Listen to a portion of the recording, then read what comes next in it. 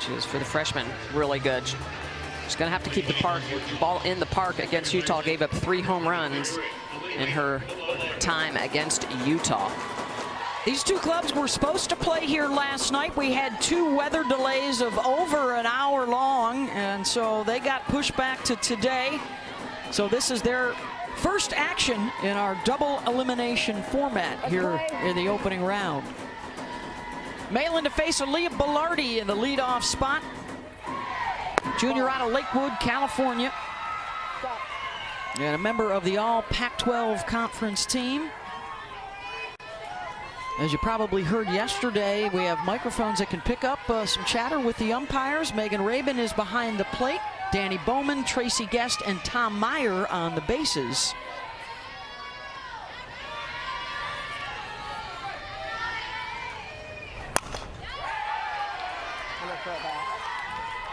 Allie only 9 Ks on the season. She's got that rare swing and miss, but 3 of those 9 Ks came against Ruby Malin earlier in the season. It's been a good matchup for Washington against a really tough hitter. And Allie has some short game too. Actually didn't start swinging away again until this year.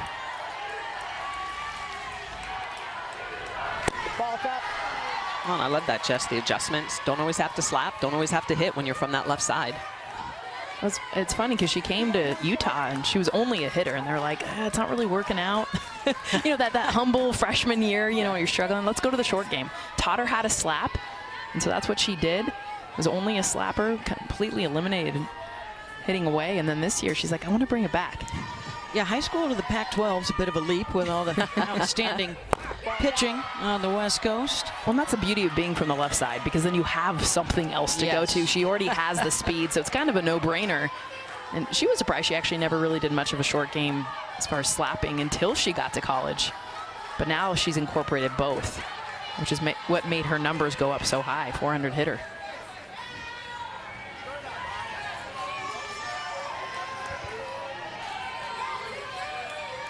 Three-one pitch. Skies that one out to left center, and drifting over to make the play is Jadelyn Alchin, 1 down. This is a Husky defense, number 4 in the country in fielding percentage. Very strong. They have been reliant a lot of the time this year on their pitching and their defense to keep them in games and then getting that clutch hit or 2. Here is Alyssa Bonstrom as their best hitter steps in, the senior out of Tucson. And what a moment for her, stepping in the same batter's box that was also home to her older sister Kayla in college softball. But unlike Kayla, she gets to move on to the Women's College World Series. And was telling us how much she learned over the years. Her dad was a softball coach, and of course watching Kayla play the game has been a great mentor for her. And was a former Pac-12 Freshman of the Year playing at Stanford in her day. Of course, the Cardinal are also back here at the World Series this year, so the Pac-12 with 3 teams, that's the most.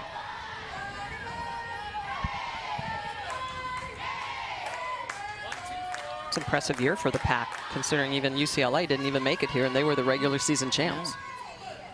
A stunning knockout. The number 2 seed went down in the regionals, and that, ironically enough, opened the door for Utah, who would have had to go to Westwood to play in a super. Instead, they got to stay at home, where they beat San Diego State. There's Amy Hogue, now in her 16th season. Former player of the year at Utah when they were in the WAC before they joined the Pac-12. By the way, their arrival here now means that all of the schools in the Pac-12 that play softball have made an appearance at the Women's College World Series. Of course, they were the dominant force for the first 30 years here, winning 23 titles, but just 1 in the last decade. Is this the group of teams that can get them back on top? and a walk. So a pair of 3-ball counts to start out for the freshman fighting some nerves. And how about Juju Jimenez against San Diego State last weekend? And she's their leader. When you think about just the vocal leader, how much she means to this team, and this hit right here solidified it. They knew in that moment, we are going to make it to Oklahoma City. And she's had great numbers too. I think that's why the timeout kind of being called right now. You saw the walk, but Juju Jimenez against Ruby Milan, 6 for 9, 2 doubles and a home run. So this is a new development right here. It looked like Ruby asked for the coach to come out for a chat. They already have activity in their bullpen. As to whether or not there might be an issue physically with the rookie in the circle, we shall wait and see. But a couple of 3-ball counts here early, guys. And that was Lindsay Lopez, their other stud, who was loosening up in the pen quickly.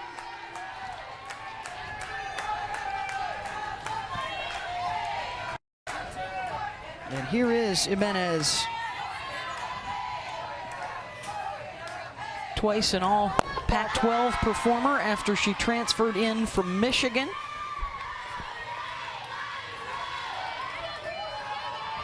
Senior out of Fontana, California, has a base runner to work with. The Utes, 87% success rate with that program record 99 swipes. And look at the distance that Juju is off of the plate. I'm just expecting to be hammered on that inner half. Yep. You've seen that already, Smitty. So many games where the approach, the game plan, the understanding is hitters moving throughout the box, even within the game. Yeah. To make those adjustments. And so as a pitcher, you can see the river there, the distance between the chalk and the plate. You have to move the plate over. You cannot throw to that inside corner right there, because that would be right down Broadway for Juju.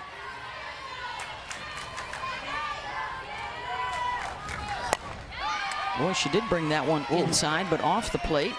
So, and this is the difference too with, you know, catchers and pitchers not calling the game, that it's coming from the dugout. Yeah. And so when hitters are moving in the box before, I mean, I used to you would see that and make those adjustments, but it's coming from the dugout. They can't always see that. Right, so you have to make those adjustments as a pitcher yourself. You know, okay, if you're being called to call an inside pitch, that doesn't mean throw it on the corner. Sometimes you have to when you're behind in the count. When you're ahead in the count, you need to adjust that inside part of the plate just like you would on the outside part of the plate if you're running a pitch away from the hitter. That's Lance Glasso. Works with the pitchers. Kyle Novak, the hitters for Heather Tarr. 1-2 pitch. Reaches out for it, and it's off the glove of Bailey Klingler.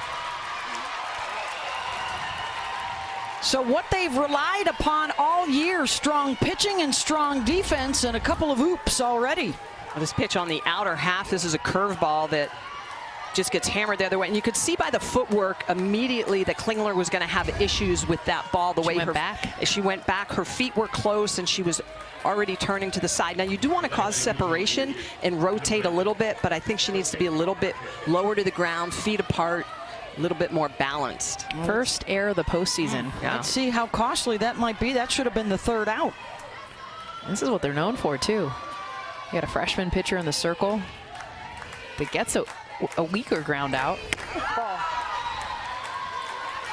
Sophie Jaquez, junior out of Rancho Murrieta, California. They call her Buff Baby due to her extensive work in the weight room. That's a great nickname. I love it. She's hitting .526 here in the NCAA tournament. Beth, she's only had 2 swing and misses all season long. She is one of those players that puts the ball in play, that 2% whiff rate.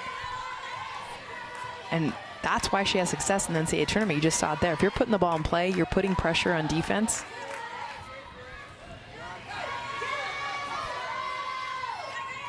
Utah trying to capitalize early off of the walk, and then an error on what should have been a double play ball. The first error since the Pac-12 tournament. They had 3 against the Utes in a loss. Yeah, this team definitely rolls a lot of ground balls. That defense so imperative, and being able to make those plays, turn the double plays when needed, so important.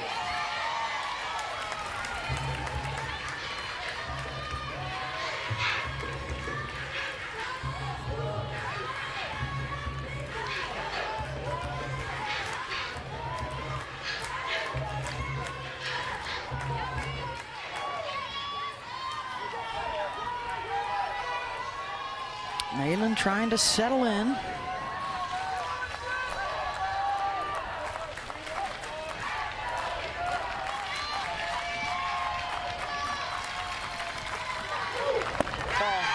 Full count, so another full count, or a 3-ball count from Ruby, and you can see the infielders coming in, the veterans trying to cool things off a little bit.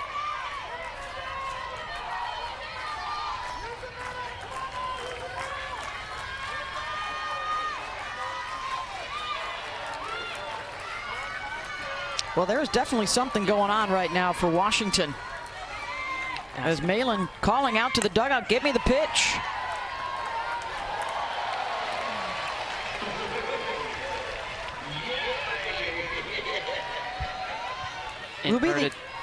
Inverted on her ball strike ratio, 11 balls to just 9 strikes in this inning.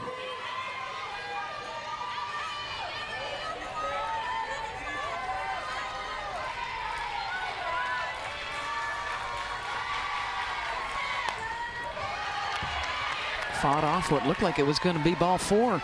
Yeah, almost hit her. I think that's when you get in your head, she's coming with a strike, she's coming with a strike, and so you're just swinging. She is, it would appear, trying to buy time here between every pitch now. Third-team All-American is Ruby, former high school national player of the year, but you know, you get into these moments, it's a little bit different. Trying to settle herself in. Looked like she shook that pitch off. Let's see what she goes with. And gets the strikeout. I love that. I love when a pitcher just owns what they want to throw. Smitty, you know this better than anybody. The understanding of, and you can tell there's a miscommunication happening between her and the dugout. She shakes it off to come back. With this pitch on the outside part of the plate, she gets a beautiful spin, and you see for a hitter that's only swung and missed twice within the strike zone all season long. A big strikeout for the Huskies. Yeah, it's a great drop ball in the outer half. Love the way she comes up on that front toe to really get over the top of that pitch. So now 2 on with 2 out for Carly Davison, who has been swinging a smoking hot bat in the postseason. Last 12 games for Carly, 7 home runs and 14 runs batted in for the freshman out of Torrance. Deep breath to collect herself.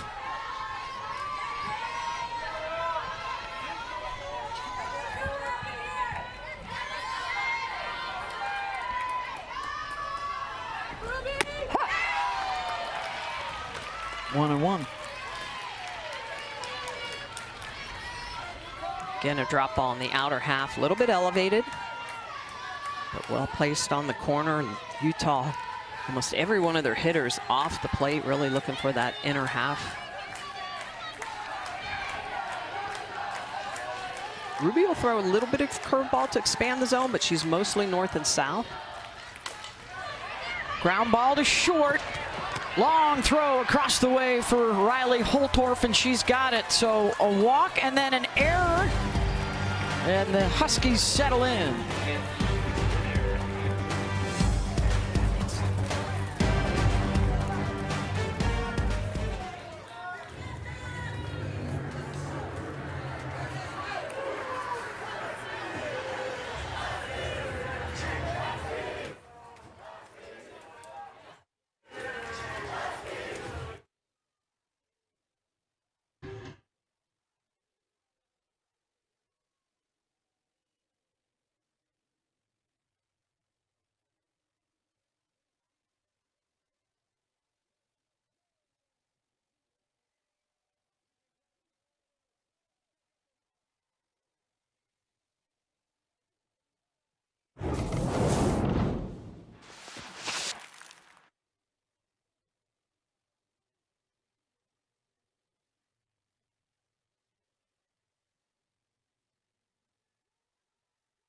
The NCAA Women's College World Series is presented by Capital One.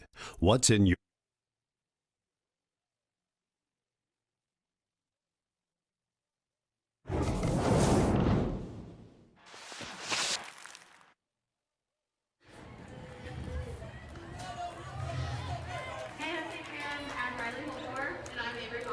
Welcome to the Women's College World Series. Make sure to be loud. Go Dogs. Hi, welcome to the Women's College World Series. Let's make sure we get loud. Go Dogs. No score for Utah in the top. Washington set to pick up the bats in the bottom of the first.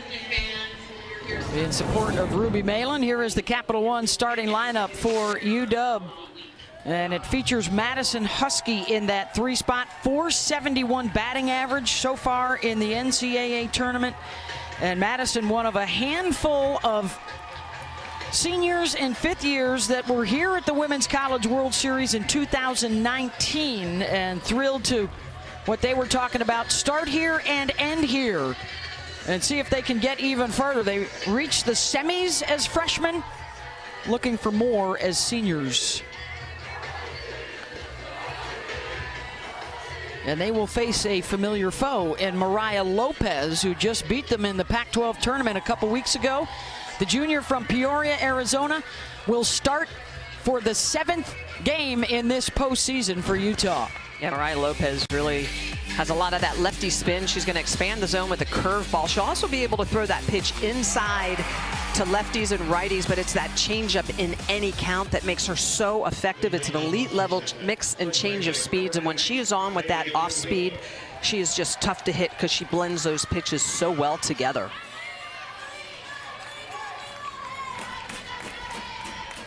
Right away, it's an All-American showdown with Bailey Klingler, the transfer from Texas A&M, who makes her World Series debut here with Washington. Senior out of Houston, who last year was the Triple Crown winner, just the 3rd ever in Pac-12 history. Coming back again this year as a first-team All-American. By the way, if that number 8 jersey and the lefty form for Mariah Lopez looks a bit familiar, well, you may have seen a little something similar from her pitching coach with the Utah Utes. The national champion from Oklahoma, Paige Parker, there she is.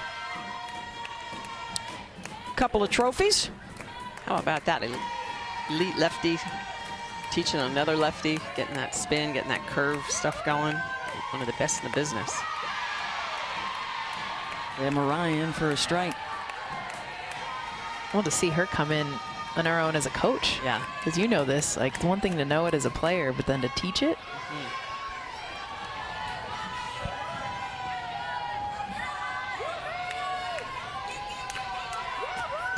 1-2 to Klingler.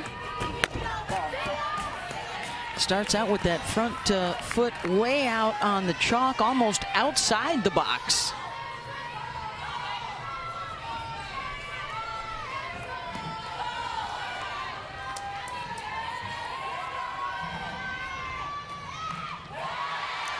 Nice changeup.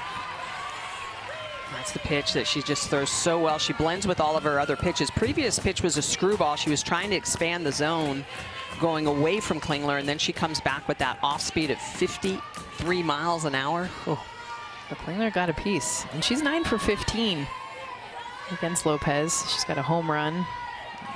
You remember. Absolutely. You know how you did.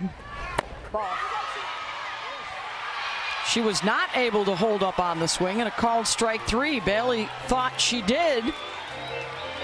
1 down. This is the screwball. She's going to go back to that pitch that's going to be going away. Now she held up. I think she held up on that. Total hold. Oh, yeah. That hurts. Yeah. No, that was a good hold. Klingler got rung up on that. That's a screwball in the outer half that she starts to attempt at but does not bite at or go to.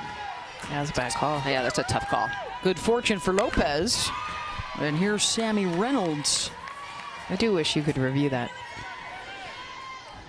It should be, you know, as we continue to expand the replay review, hopefully one day we get to a point where it's automatic, like, hey, we can ring down from on high and say, whoop, Yeah. let's get a redo on that one. Just help you out. It's hard to see. We can see it in slow motion. So much easier.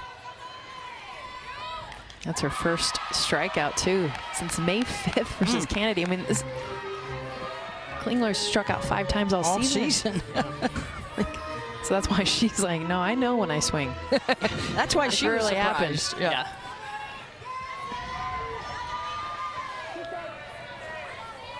Sammy from Snohomish, one of those super seniors, all World Series team member. She showed up here in her younger days and played well.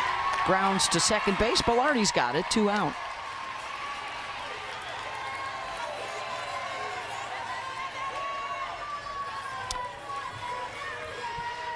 Pretty good turnout considering this is bonus softball, not on the schedule, but some weather delays last night pushed this game from the evening to this afternoon. Noon start local.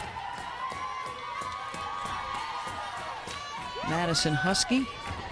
90% of the national champions start out by winning their first game. And even more critical for these two today because the winner plays again tomorrow night, but the loser has to come back for an elimination game this evening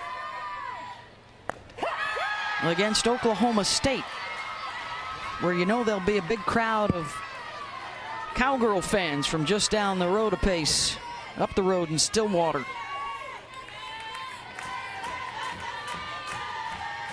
That one's set for 9:30 Eastern. Our first game, 7 Eastern, Alabama Stanford winner go home. Ball's down. In what is likely to, I think, would be a start for Montana Fouts tonight. Yeah, I think it has to be. The face, the Tide Talisman, as I'm calling her, the face of the program.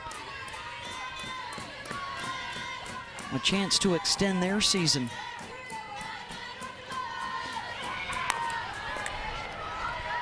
Oh, hopped up at her, but a nice play by Jimenez to stick with it. And a 1-2-3 inning for the Utes. Scoreless to the second.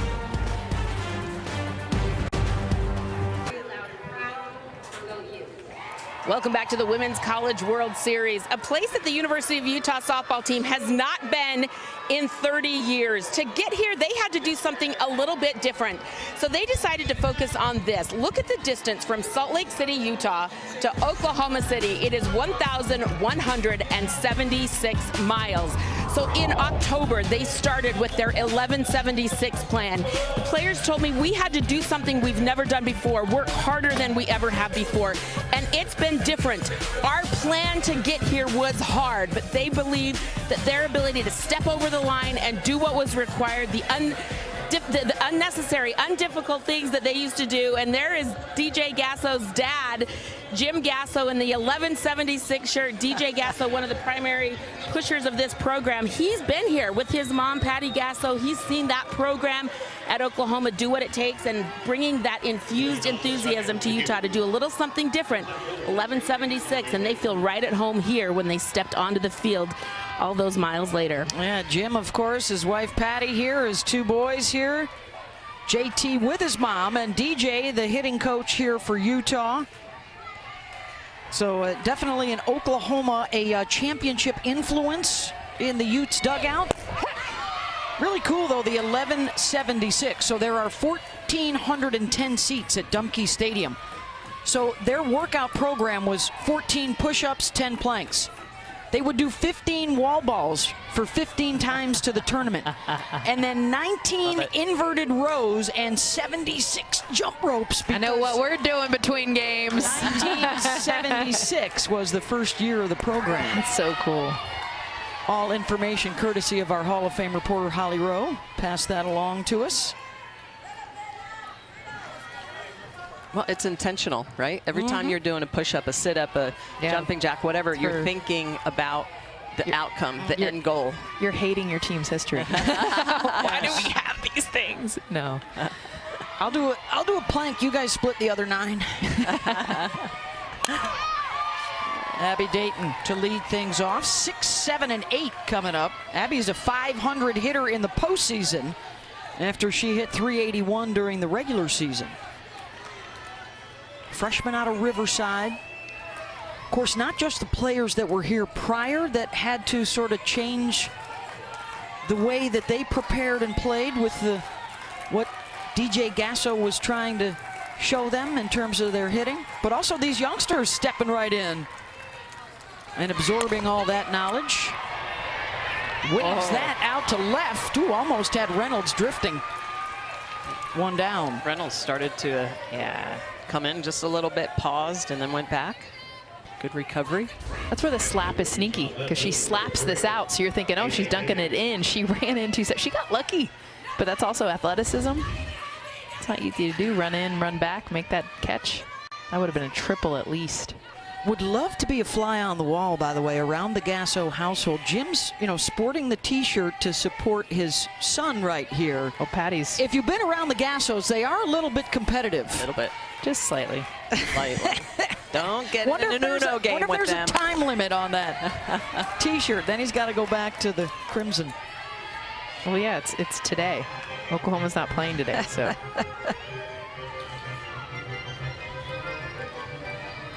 He's going to be coaching, by the way. Got a coaching gig here in Oklahoma City.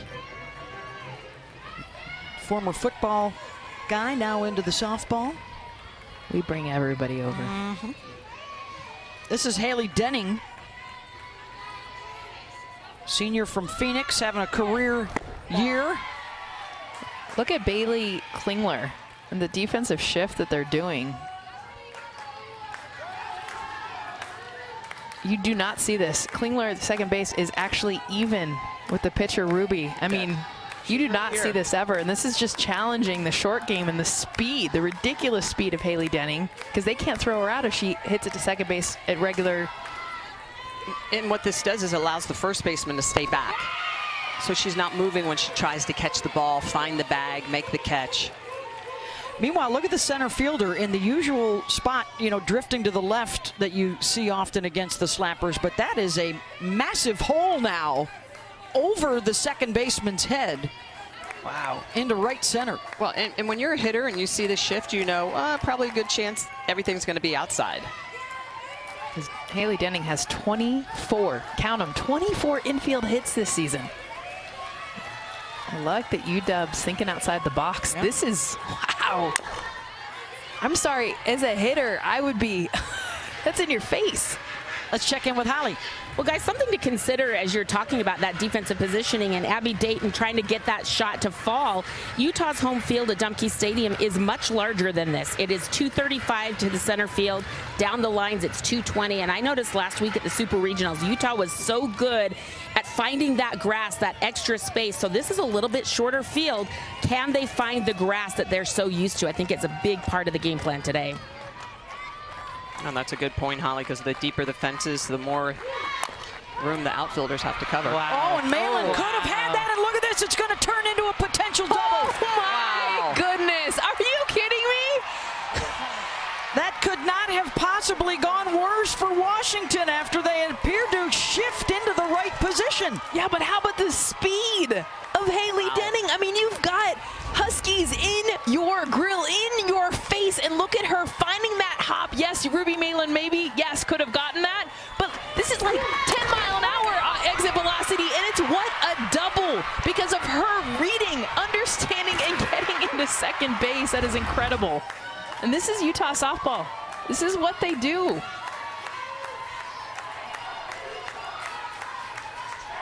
Wow, and it's interesting, the positioning. It's so important that everybody knows where everyone is, and Ruby, the freshman pitcher, her reacts on that ground ball.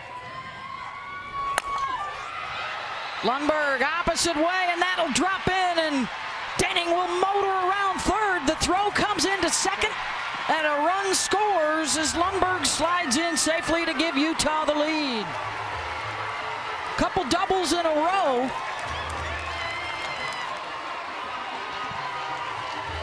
Remember how we talked about a lot of the hitters being off the plate? Look at the location of this pitch. Lundberg does a good job of just going away with this. Literally, it's like a 3/4 swing, barely getting fair, finding that place on grass like Holly talked about. That's exactly what Utah's doing in a variety of ways. Well, and that pitch misses, it comes and bleeds back over the plate, and it's just attacked by Lundberg. Really good job of shooting that the opposite way, Jess.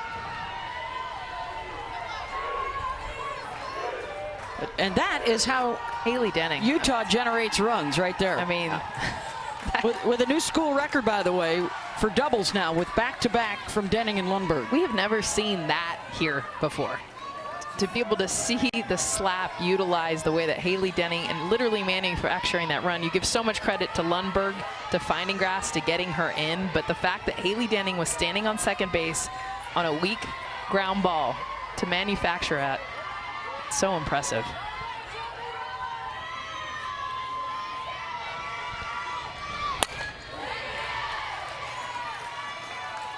Well, in the lower half of the lineup for Utah, they're so aggressive. Denning, she typically takes only about 2 pitches in at bat, and in the postseason, it's been even less. It's been less than 2 pitches, so she attacks early in the count. That was a 1-2 hit that she got back over Malin's head, and then Lundberg, she's just coming up first pitch swinging, seeing a pitch that bleeds back over the middle. This is a very aggressive Utah staff, hitting lineup.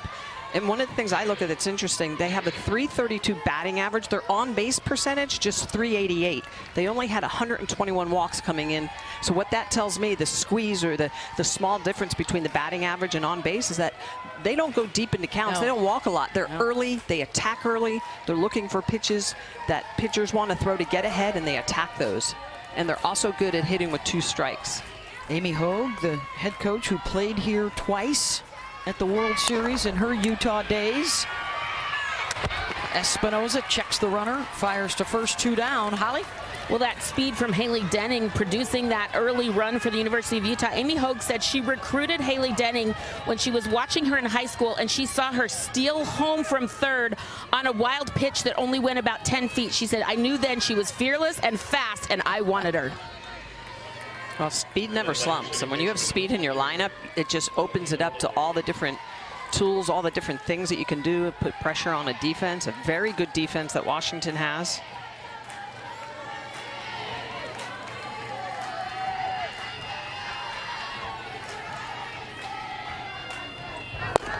Already some fascinating strategic moves, and the defensive shift that looked like Washington had it played perfectly.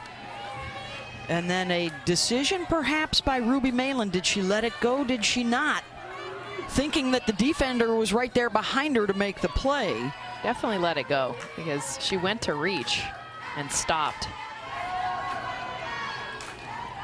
Here's Belardi back to the top of the order. She flew out her first time up.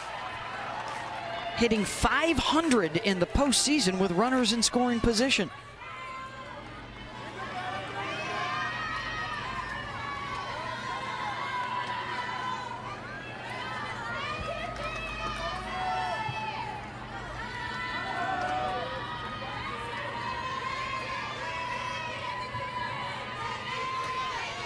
Here's the 1-1, and perhaps, Smitty, you can take us through what a pitcher is thinking in this situation. Well, this is important to know where your teammate is. Klingler is right next to her, right? And Holtoff, she's in the 5-6 hole. You need to know no one is back there. You have to go get that. She pulls her glove down. If she keeps her glove up, she catches that. That is a ground out. That's a 1-3 out in the books. But because she's not quite sure where everybody is, I think that's just nerves. It's being a freshman. Yeah, which is incredible because Bailey's standing next to her. Absolutely. And that's why it's so important that you're constantly talking. Yeah. You know, you have to be like, hey, Malin, I'm in the 5-6 hole. Klingler needs to be, hey, I'm right by your side. Constantly talking to remind her, because as a pitcher, you're thinking about pitch location. What am I doing? What's next pitch? Where's my defense behind me? Shows you the tunnel vision of a pitcher to home plate that she doesn't even know what's around her.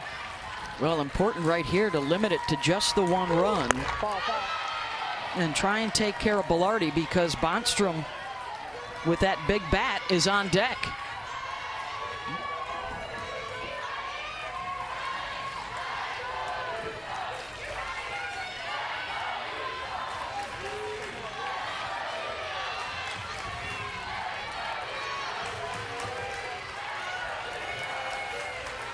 You see her talking to herself a little bit, firing herself up.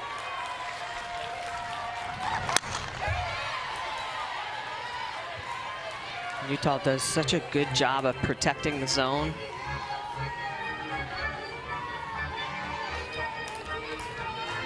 They've been really good with 2 outs in the NCAA. They're hitting over 350 in the NCAA with 2 outs, 19 2-out hits. And you can score 2-out RBI. A lot of coaches will say situational hitting, 2-out RBIs. Those are the things that propel you to championships.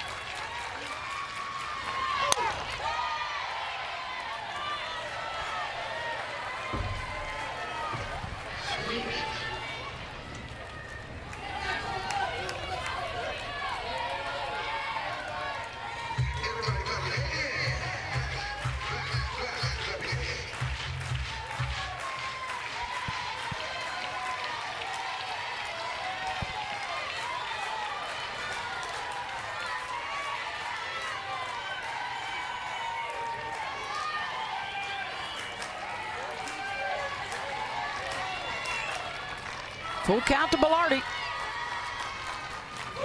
Ball. And draws the walk, and that will bring up Bonstrom with a pair on base. Alyssa walked the first time up.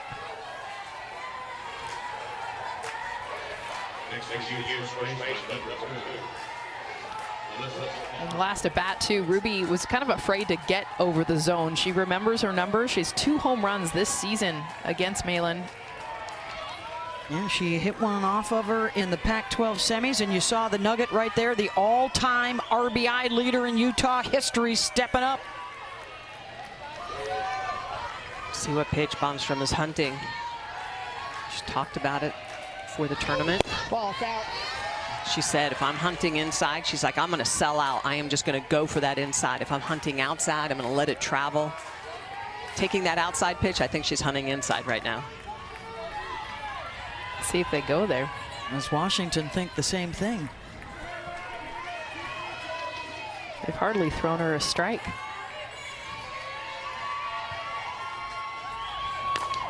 Oh, yeah.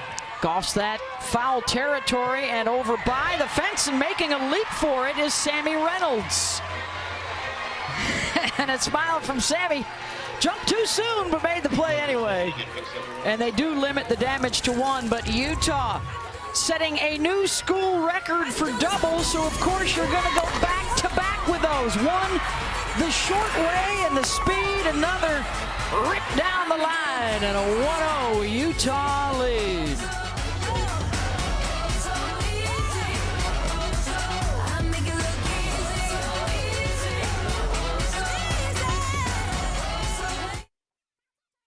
For NCAA Women's College World Series to be held back here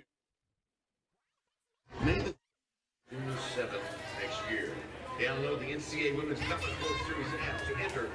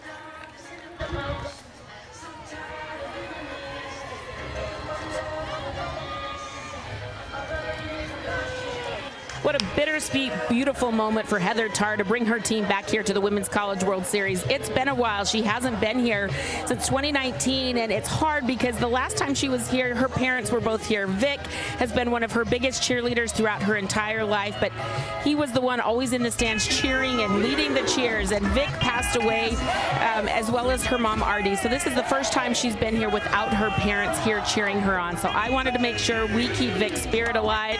Here's Dad. He will never be forgotten, a Washington legend, one of the biggest fans, and of course Mom RD, who we lost a couple of years ago. It has been difficult for Heather, but she is so happy to be here with her team, and she said, I've been letting my team know after the Supers when they got here, lots of tears, lots of emotion, but always remembering her biggest cheerleaders who helped get her here. Yeah, and Holly, she was quite emotional talking to us the other day and feeling quite parental herself about this team. Really cool moment too. The purple bleachers back at Husky Softball Stadium, they painted 2 of them gold where Vic and RD used to sit, and they keep those with their spirit still in the house. And when we referenced that 7-run 7th inning comeback, she said absolutely no doubt in our minds that Mom and Dad were there. And a pretty cool moment as well. You know, they called Don James, the old football coach, the dog father. And they have gotten to calling Heather Tarr the dog mother for the success that this softball program has had, including the first coach ever to lead her former team back to the World Series to win a national championship, with Heather Tarr did with Danielle Laurie in the circle back in 2009. And as you can see by the t-shirt, an ardent supporter of women's athletics. 1-2 pitch to Jadlyn Alchin, and a swing and a miss up out of the zone. 1 down. It's 4, 5, and 6 in the order to face Mariah Lopez. Heather has been a part of 24 of the 30 seasons that they have been playing softball at Washington. First as a player, and now you see what she's done as a coach. Everybody that puts on the purple and gold has played here in Oklahoma City. Wow. That's a pretty cool stat. Not a lot of teams can say that. Well, and I think also not only her passion for having played there, as you take a look at the 3 Pac-12 coaches. I love these photos. Amy Hogue, Heather Tarr there in the middle, Jessica Allister. Oh my gosh, I love it. It's when I played with her. I remember that look, and these two bringing it back. But for Heather, the local players from Washington, because she's a local in-state product, how much passion she not only has for UW, but the state of Washington. They always have great players on their team. They're from the state of Washington. It's important for her to continue to do that as well. Well, when the 14 to 16-year-old Little League World Series was up there, she would always come out to Kirkland, Washington and watch the games and be supportive of the Little League World Series, because she knew that there was always a host team that was going to be playing, and they would do clinics, just a big part of the youth softball scene. Yeah. She had her own travel ball team. Yeah, exactly, which is so important for the development of the sport. And how cool that some of those travel ballers are here playing at the World Series. Some on this team. Kiki Malloy was on her travel ball team. Yeah, the star for Tennessee. They'll be playing Oklahoma tomorrow afternoon on ABC Sports in a winner's bracket game. Infield pop-up. Jimenez has it. Well, why don't we give a little attention to that 14U team, Team Seattle, that Heather coached. Oh my goodness. Oh, you can start to recognize them. And there they are today, spread out across several teams. We'll see River Mailer tonight for Stanford when they face Alabama in an elimination game. And of course, Brooke Nelson and Megan Vandergrift, who are here and who were key cogs in their regional success and that comeback against McNeese State. Kiki Malloy plays for Tennessee. Amazing talent. Yeah, her dad lawyer, the football star at Washington back in the day. And her mom, a track star at Washington. She's got the combination. That's why she's got 25 home runs and 38 stolen bases. Put the two together.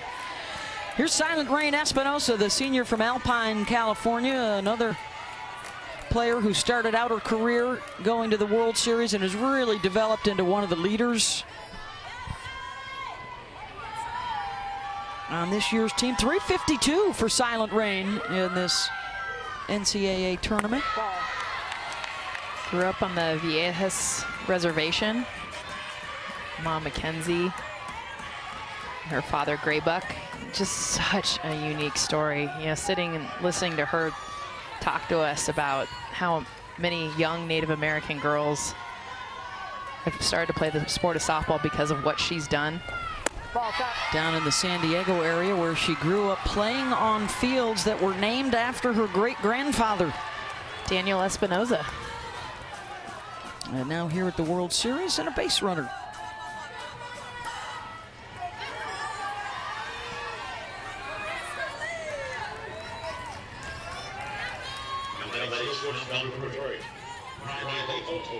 That'll bring up Riley Holtorf, the shortstop. Sophomore out of Phoenix. She hit 2 home runs off of Utah pitchers during their 4 games this year. Which is pretty good considering she's got 4 home runs on the year. Hey, there's some righties that see lefties really well. And it's interesting just the way their stance in the box. A little bit of a slap here. Typically are good at hitting inside pitches inside out. And she's .458 against lefties. Oh, got a hold of that one, back to the wall, and there she goes again. 2-run shot, the righty defying the odds against the lefty, Smitty. Well, and I was just saying there are just some right-handed hitters that can see the ball so well out of the hand of left-handed pitchers. And obviously, you could see the way Holtorf got all into that ball. She is one of them. .458 against left-handed pitching. So good at turning on a pitch and getting that barrel to the ball, driving it out of the yard. Her 6th home run of the year. This is a curveball that just lays through the middle of the plate. And look at how quick she is. Those hands, extension, head down, a little bit of an angle that she's able to lift it and get it out. She is not a home run hitter, but against left-handed pitchers, she certainly is. I love it. 3 of her 5 home runs on the season coming against Utah, against Lopez. And she knows it. You saw the swag kind of in the batter's box. She's now 3 for 3 versus left-handed pitchers, 2 home runs in the tournament. 15 comeback wins this season, a couple of them against Utah, and after falling behind 1-0, they have answered right back. The 2-run home run from Riley Holtorf as another batter that reached with a walk comes in to score. That was Silent Rain Espinosa in front of her. You guys, she's been in the 9-hole most of the season, too. She's really in the line because of her defense. One of the best defensive shortstops you're going to see in all of Division I softball. They moved her up here to that 7-hole. Well, you kind of knew this was going to be a bash fest based on the 2-2, right? They each won 2 games against each other during the regular season. The closest game was a 2-1 victory in game 1. After that, it was anywhere from 8 to 10 to 12 runs scored a game. So I have a feeling neither of these teams are finished yet. Well, the Holtorf family going to get that home run ball. The tradition continues. There you go.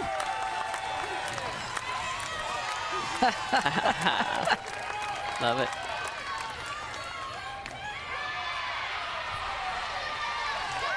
Olivia Johnson in the 8-hole, stepping in. Sophomore from Pearland, Texas.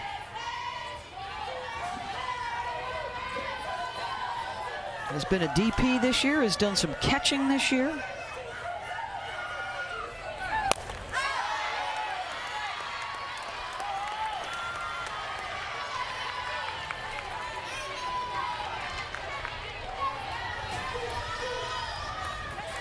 And for Mariah Lopez, she had kept the bats quiet throughout this tournament until Holtorf stepped in, the first home run she's given up.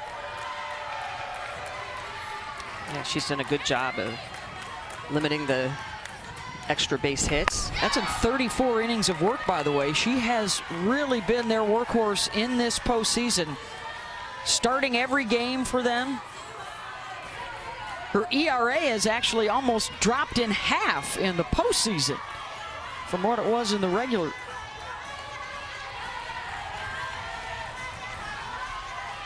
She threw over 300 pitches in the Supers. Nice backhand. It's short, but not the scoop at first from Bonstrom as the throw was a bit short. 2-out base runner. Davison's going to have to go deep in that 5-6 hole. You can see the way that she's going to get to this backhanded. Good job of really driving off that right back leg, but short hops Bonstrom, and you can see she's trying to pick it. She's extended. Just pops out of the glove.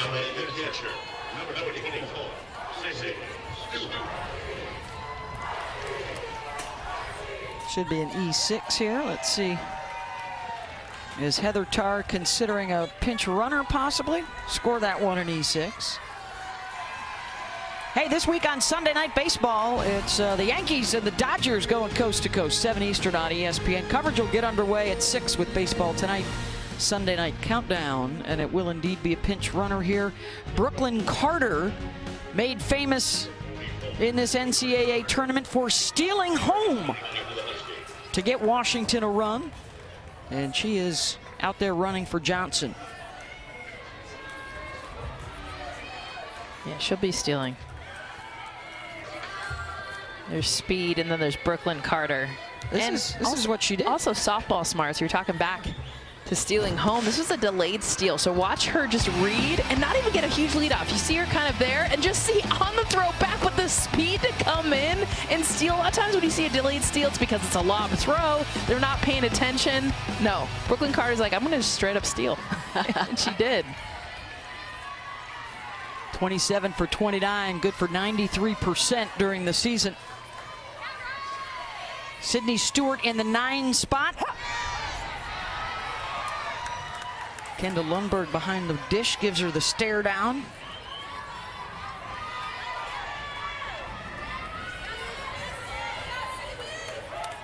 Kendall's out of Lakewood, California. Both her mother and her sister, college softball players at Oklahoma. Runner goes, the throw is down, and they got her. And Brooklyn Carter immediately says, check it. I think she thinks they missed her on the tag. And Heather Tarr is going to come out to make sure with Brooklyn and see if it's worthy of a challenge. So you have 2 per game. You don't get them back if you're right. Because if she tagged her, she's out, for sure. But Brooklyn Carter tried to kind of go backdoor on the base. And it does look like the challenge will go through here. Yep, she missed her. Great job by Carter, too, to immediately say, no, no. And I'll tell you what, Carly Davison just told her team, no, I did miss her. So they're all back on the field. Yeah, she knows. I mean, you do. And I mean, sometimes I wish they could just do that. Like, hey, we could look at this review, but if you guys could just tell us. Yeah, exactly. We could eliminate. We can work it on the honor system. Totally. There is the video review booth, which is up here in the press box. Marty Abanesian. Oh, yeah. Oh, yeah. She got the ground. She may have even beaten it anyways. Christy Cornwell, who is our rules analyst. Christy? This is a great play to challenge because the timing of the throw looks really good, but you can see by this angle that there is no tag. Great play to challenge. I think also so helpful when the runner can tell you. After further review, the runner is safe.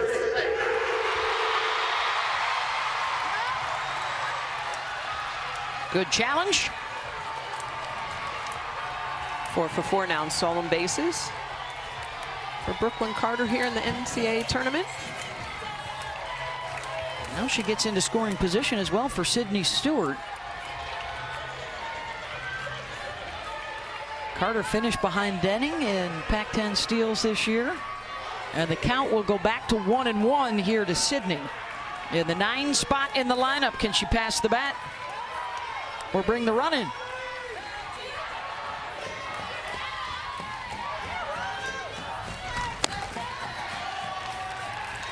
Two and one.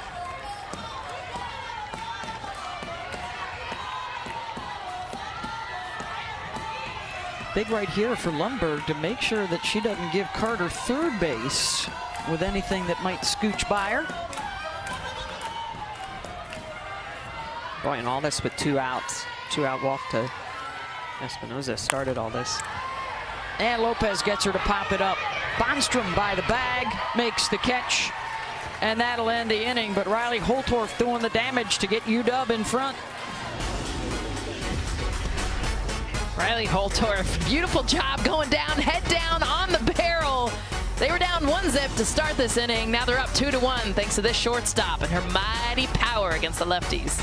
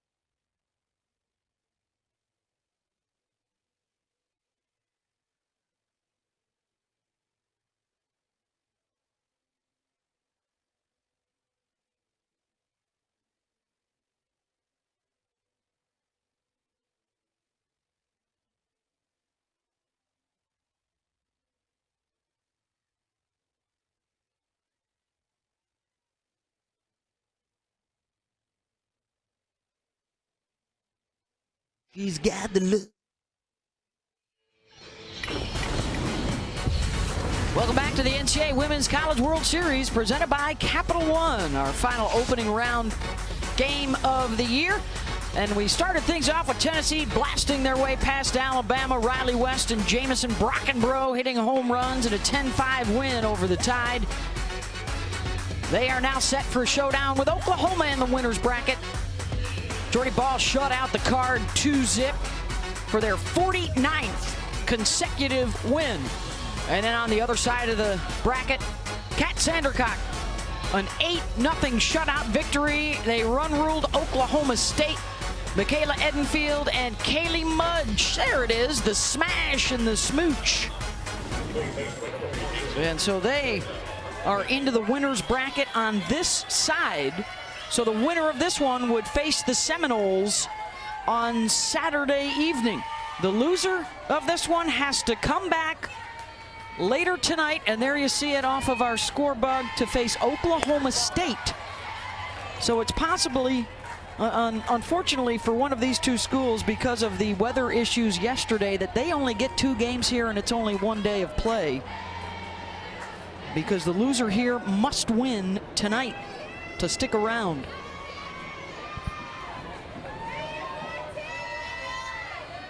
After the home run for Washington, a 2-1 lead as we move to the top of the third. Juju Jimenez to second. 1 down. It's 3-4-5 here in the order for Utah. As we take a look at our bracket update, brought to you by Enterprise. So there you go. Elimination games will be tonight at 7 Eastern. It gets underway. Alabama, Stanford, and then Oklahoma State facing the loser of this one. Saturday afternoon on ABC at 3 Eastern, it's Tennessee and OU. And then Saturday night on ESPN, Florida State, and the winner of our all Pac-12 affair here. Beth Mullins, Jessica Mendoza, Michelle Smith, and Holly Rowe with you from Hall of Fame Stadium. double elimination format through this opening round. The top 2 teams survive and advance to a best-of-3 championship series, which gets underway next Wednesday. The Oklahoma Sooners have won the last 2 titles. They are seeking a 6th championship in 10 years.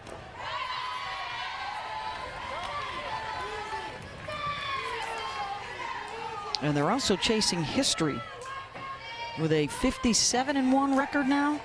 That stands as the best record in the history of NCAA softball.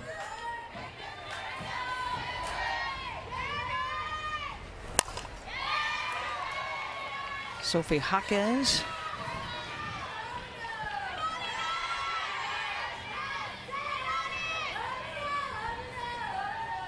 Oh, what do we got out in concessions? That is a massive soda and potato chip mountain thing. Queso? What would? Yummy, delicious. I love that LSU just shows up anyway. After their women won the national championship in basketball, I think they're all wearing the purple and gold any chance they get. There's purple on the field, so. Ooh, another good choice. Yeah. Another good choice. Just need the floss afterwards. Yeah. That's so you and your action. I'm like, how can I get some of that? You're like, oh man. Where's the floss? It's stuck in your teeth. Yeah. Do you just use the silk from the corn? There you go. Oh, I got you on that one. You did.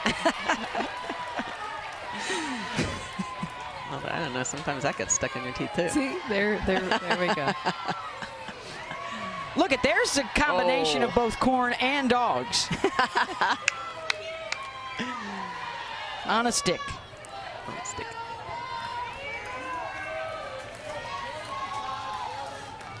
We're going to need some sustenance because we'll be back. Got the doubleheader coming up later today as well. Here's the 3-2 pitch. Jaquez out to center, and after a step in, a couple back for Jadlyn Alchin. 2 down. Ruby Malin really settling in, and it's interesting, her numbers second time through the order, usually you see them go up. She actually has worse numbers first time through the order. Batters hit close to 300 against her, and then it drops down to 240.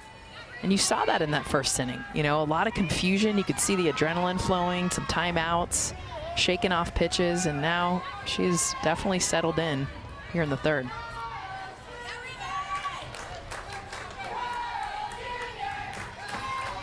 Here's Carly Davison, a grounder to short, her first time up.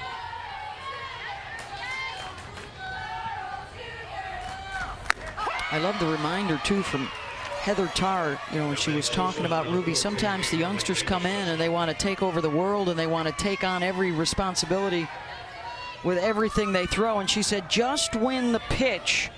You don't have to win the war every time. Yep. And that focus that we hear from a lot of coaches, this one pitch at a time mentality.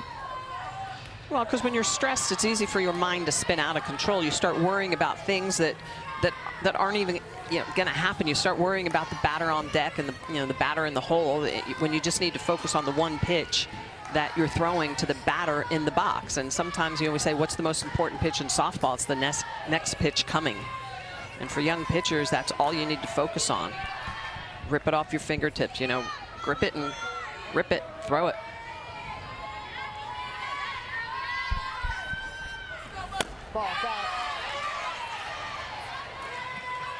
Just missed it outside. Yeah, you can see by her body language, a little frustrated on that call. And a kick of the dirt, curveball that she doesn't get. She's fiery. Yeah. You can see it. She's got that emotion. She competes. You heard where the dugout asked, did you see the catcher Stewart point to the outside? The dugout was wondering where that one missed. So a lot of communication going on. We love to hear the umpire telling all three of them, the pitcher, catcher, batter, where that was if it missed. So important, how to make those adjustments. All right, it's an inch outside, 2 inches, whatever it is. Make the adjustment, pull it in, low, up. Because those are all feels. A lot of times that's not a massive adjustment. That's a little bit of a feel, a little bit of a pressure on the fingertip, snap of the wrist.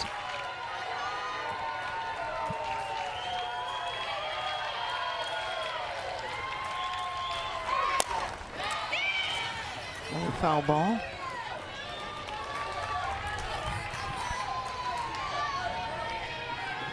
One of the hot topics all season long, Smitty, has been the strike zone. And, you know, we've seen so many walks this year. We've seen a ton of foul balls and how tough it can be at times for pitchers to get that strikeout pitch.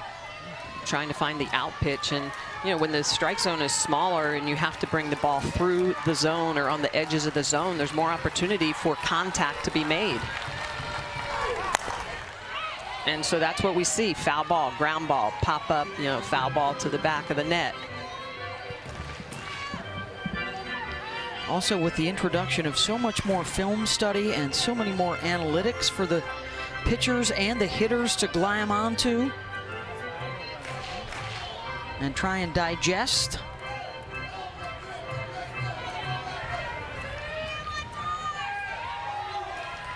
You know, hitters, they know what they're hunting, and that's the key. And then when they can sit and wait, not worry about half of the strike zone, it makes it easier to hit.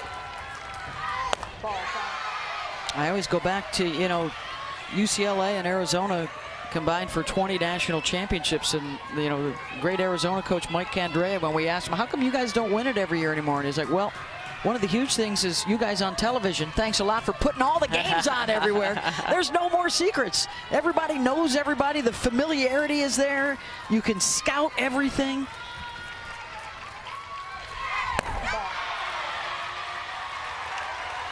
And a 2-out walk gets Davison aboard. Third walk of the game given up by Malin. Of course, a lot of those championships were very good coaching and very good pitchers and really good hitters. That Arizona dynasty in the mid-90s, good Lord. You know, we talk about UCLA and their three-peat and Oklahoma going for a three-peat this year. They won 4 of 5, and the one that they lost, UCLA had to vacate because of NCAA violations. It was close to 5 in a row for those legendary Zona teams.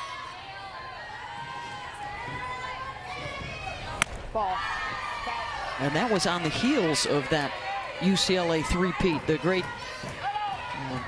Kellyanne Perez years with Lisa Fernandez and that group that won 3 in a row. And that was also one of those teams that was 54-2. That's the best record for a national champion ever produced that Oklahoma is in pursuit of this year with just a single loss. Sooners have lost games here, though, the last 2 championship runs. The question is, can you knock them out twice in the open round, or can you beat them 2 out of 3 in a champ series?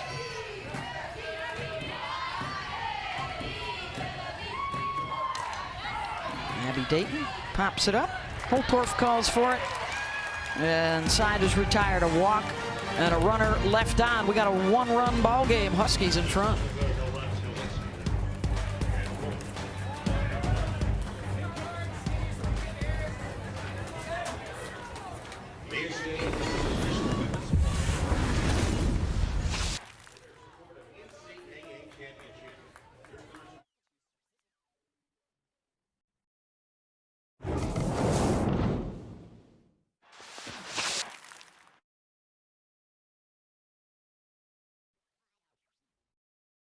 The NCAA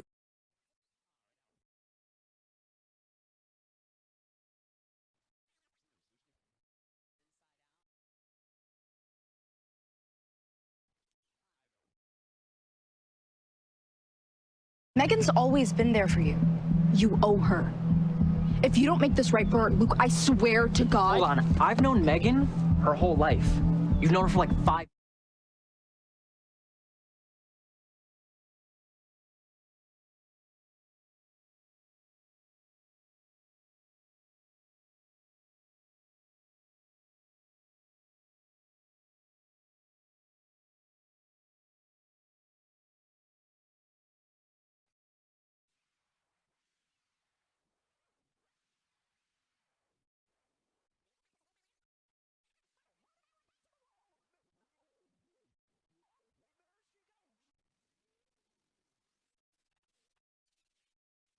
Megan's always been there for you.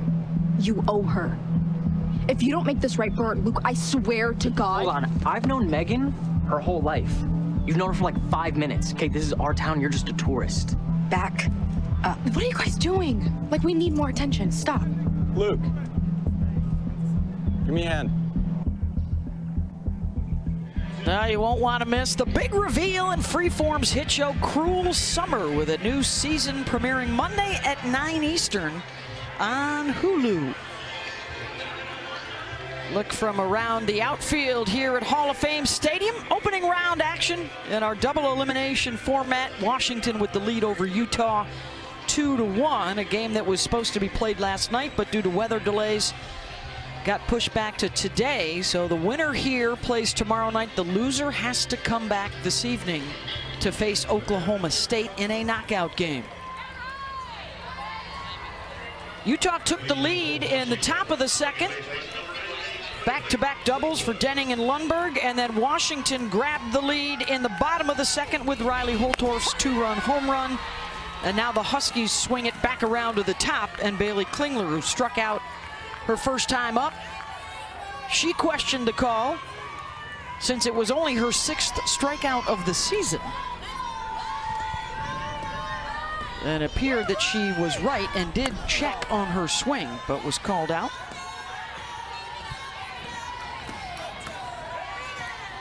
So her second look at Mariah Lopez, the All-American in the circle, who was also the Pac-12 tournament most outstanding player. Lifted out to center, and room to move for Abby Dayton, 1 down.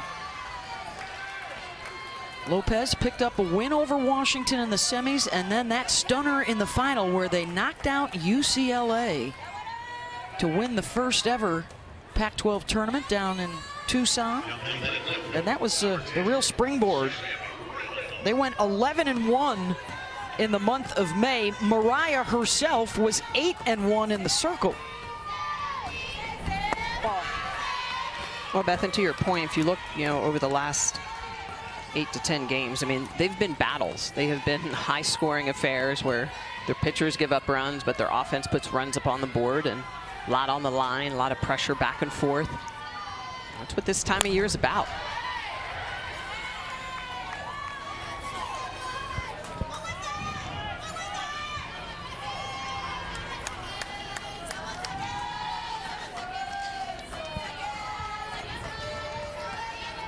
Shoot, after waiting nearly 30 years to get back here, the extra 24 hours, not a big deal for Utah.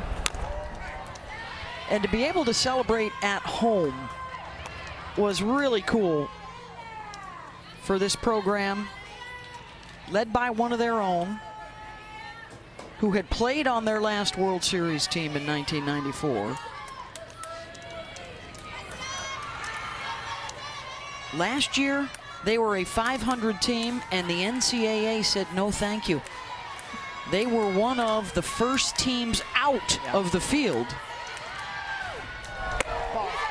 Which that in itself is pretty incredible, Beth. Yeah. And they knew it. I mean, that stung them. They worked hard. Quite a few of the athletes stayed during the summer to train. They get stronger in the weight room. That was Holly's report earlier on the 1176. That's the mileage from Salt Lake over the mountains to the Sooner State. And Holly's got more on that celebration, Holly. Well, you're talking about a springboard. I was so impressed with Amy Hogue. They have a tradition at Utah. When they win big games, they all jump in a swimming pool. So, of course, they had to go do it. The entire team, all of the coaches, the university president, the senior women's administrator, and I was so impressed with Amy Hogue. Look at this. Wow. She didn't just jump. She backflipped in with style. Amy Hogue, fearless and fun. It is such a fun tradition started by Joe Evans, who is a great coach in their program. And they've been doing it for over 20 years, so really fun dunk in the pool. I think Joe was on hand for that, the longtime head coach at Texas A&M, now at UC Santa Barbara. Oh my goodness, on the radio for him. How about that? Oh, I love it. That's awesome. So great. Always a pleasure to see Joe and her Aggies came here to town to play. Where was her backflip? That would have been awesome. Well, I think the second best jump was one of our own and one of Utah's finest graduates. There she is, socks and all. Get in there, Holly Rowe. Yeah. Oh, yeah. Now wait for it. Wait for it as she came back up with the U out of the water. This is when the game just gets in the way. That was like a $400 silk shirt, and I ruined it. I ruined it. That's how. But if you were in the building, they all start chanting your name, and you can't say no, or you're a loser. So you have to do it and go with it. And Here comes the U, Holly. Look at her emerge out of the water with the U. I am proud. This has never happened in my almost 20 years of covering the World Series to have my team here. So I'm proud. I did apologize to Heather Tarr in Washington. Like, just give me this one moment to celebrate, and then I promise I'll be super unbiased the rest of the time. She gets it. Yeah. It's been electric for our crew because you three guys all have alma maters here, which is really awesome. It's really awesome. It really is to see the alums that come back. I mean, Washington, too. I mean, to see their alums that show up every time that they're here. Utah. I mean, Monica Abbott, who's been a bigger cheerleader front row for Tennessee. Yeah. And Stanford, seeing players I played with, and obviously Jessica Allister and Tori Nyberg having played, so all of our teammates are here. So many Sooners around. Jocelyn Allo's in town. Nice running catch for the third out at a 1-2-3 inning. Hey, we got Heather Tarr on the mic with Holly when we return to OKC.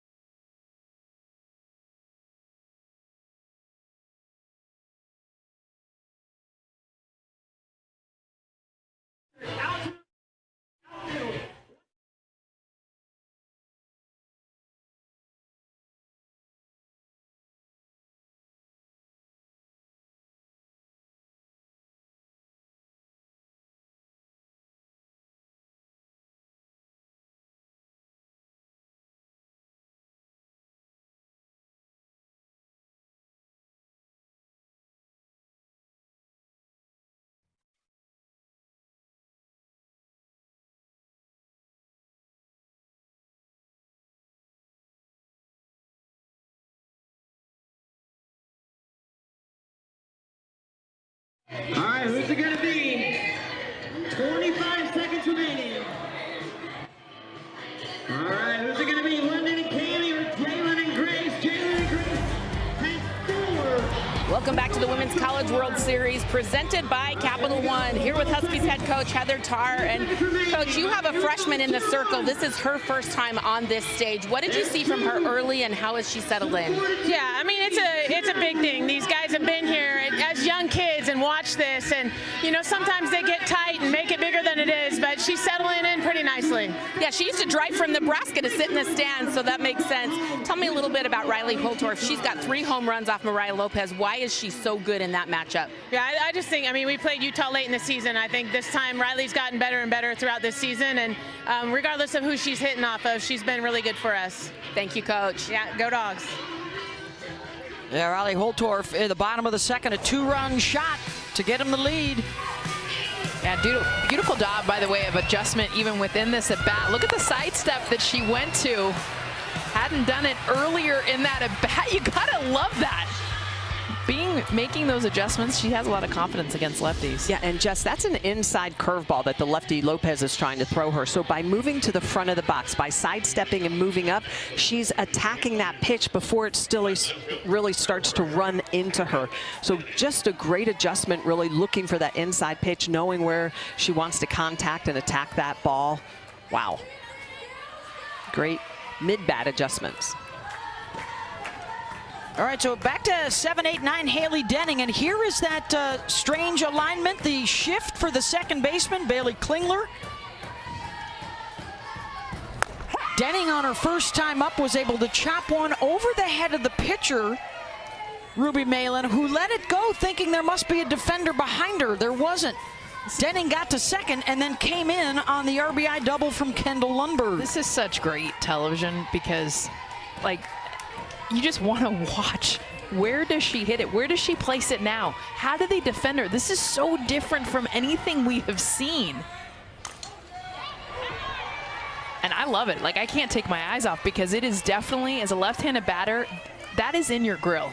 Like, you are very conscious of Klingler being that close to the pitcher, that close to you. It affects you. But you see her right now looking around. Okay, where's my hole? I'm going to find that hole. And for the defense, good use in their game prep, probably some spray charts. That's a spot that Denning likes to go to. I think we documented, what, 24 infield hits this year for Haley? Well, and it's interesting for Haley, the majority of her hits are back up the middle. When you look at her spray chart, 33%, 66% are basically shortstop to second base, right back up the middle, and then really gap to gap.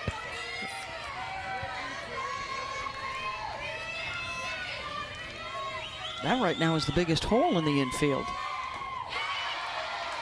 Klingler moved back. I think Yeah, 2 strikes, it takes away the bunt. And I think that's the biggest part of all of this too, is the 2 hits coming in against Washington that Denning had were both drag bunt hits. Well, and interesting too for Malin is that typically she's going to be at about 48% swing and miss. Just one today. That's an 8% clip. So Utah, good job. Jammed her inside, and the throw over to first is low from Malin. And again, Denning will wind up on second base with the infield hit. Deja vu. This is where speed just creates chaos, and this is what Haley Denning has done in both of her at-bats. You doubt yourself, you're not sure what to do, where's the defense? Yes, you prepare, you try to set up in the right spots. Oh, and I think they're gonna call her out of the batter's box. That was the first at-bat for Haley Denning back in the second inning. You saw Ruby Malin just unsure, what do I do? She gets a double. She gets called out in this at-bat for being out of the batter's box. But what was a rush throw because of speed would have been an error on the pitcher. Look at that left foot. Oh, yeah. Oh, just barely out. Yes, barely. Or does it hit her when it goes down? Did it? Because she had 2 strikes. Well, that's what Amy Hogue is pondering here. Does she want to challenge? And it would appear not. No, she's out. Yeah, she's out of the box. And then it goes down, but does it hit her off the knee? Does it go off her knee? Because if she's out of the box and it hits her, then she's also out. I don't think it did. It looked like it was going to, though. Yeah. But she's out of the box.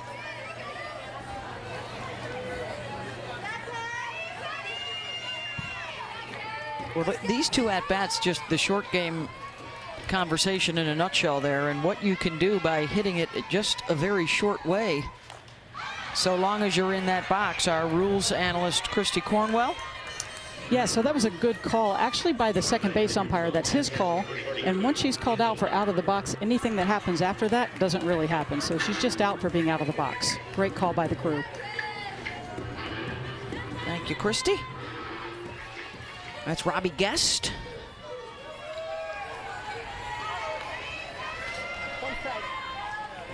So instead of a runner on second and a chance to tie it, 1 out for Kendall Lundberg, who had the double the first time up. That set the new school single season record. So a record for doubles, a record for runs scored. They entered the game on pace to set a new school record for batting average. We'll see if they can keep that up. Best offense they've ever had. And it's because of the combination of what you're seeing, old school, new school. That's DJ Gasso with the pop and understanding of having more power on this team. And then it's Amy Hogue with the short game. I mean, she understands the ballpark they play in at home, the amount of space that they have. And I love the 2 of them coming together with their hitting philosophy. And it took time, too, because DJ came in and it was definitely a different adjustment. And Amy's like, hold up, that's still not who we are. And they were able to find kind of that happy medium that works great for this Utah team.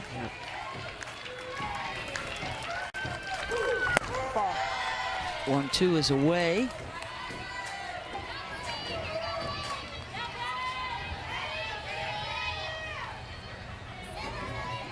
Kendall moved into the starting lineup in the first weekend in April. Numbers have dipped in the NCAA tournament, but she hit .400 against Washington during the regular season. Ball inside. Full count. She had her sister Kylie Lundberg that played. She's from a family of softball players.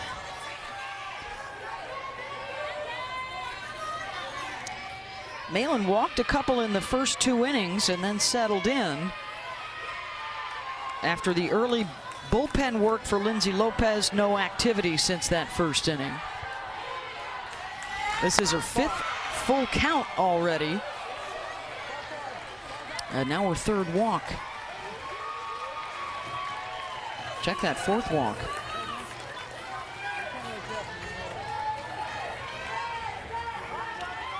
You know, sometimes she's struggling a little bit with that drop ball, not quite getting over the top of it, so it has a little run.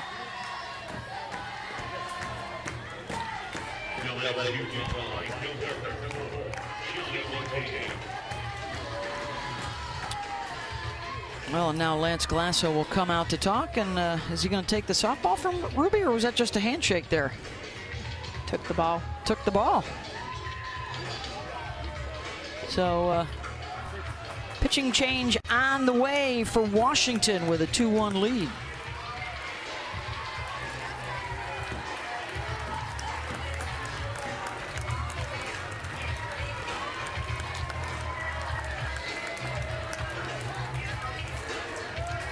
Now pitching for Washington, number 18, Lindsay Lopez. Lopez, now pitching for the team.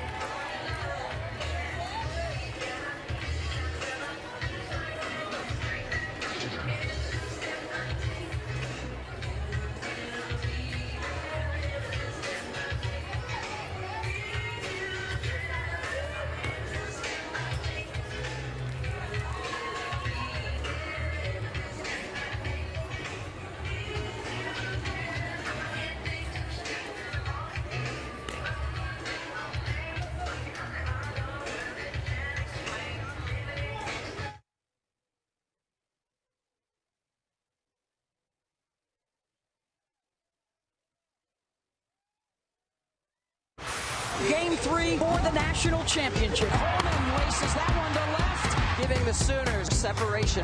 Suarez has it. 5th national championship. Sooners need 1 to win it all.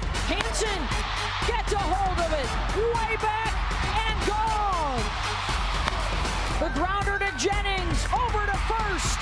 Oklahoma wins it. National championship number 6.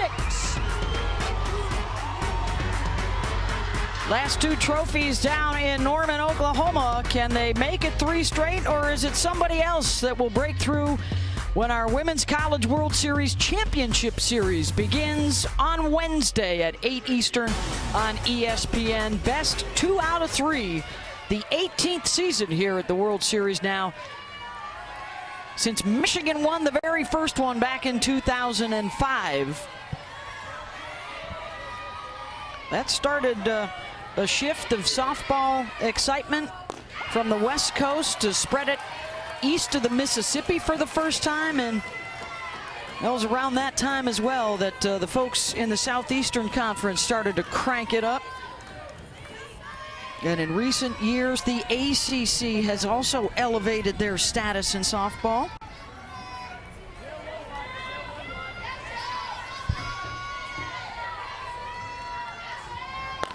And then, of course, Kaylani Ricketts and Lauren Chamberlain took charge at OU. Then that fab freshman class, led by Shay Knighton and Sid Romero and Kaylee Clifton and Fale Aviu, won a couple in a row. And now the current crop, after Jocelyn Allo, the dynamic leader of the last 2 titles, moved on to graduation. There's Paige Parker, 2-time champ. Oh, at one point early in her career, she had the best numbers of any pitcher in World Series history. Then had to tough out a championship at the end of her career. Got it done. And that'll drop in for a base hit for Shelby Ortiz. So the bottom of the order getting a couple on to pass the bat.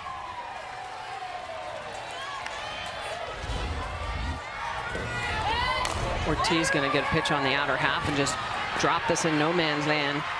Hortoth going back, can't get it. Alchin coming in, can't get it. Just kind of lands in between everybody. But great job by the pinch runner.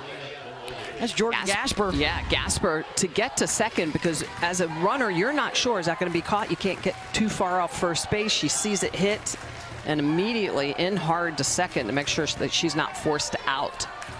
Tying run at second, the go-ahead at first for Belardi. Dropping down the bunt, and that will trickle foul.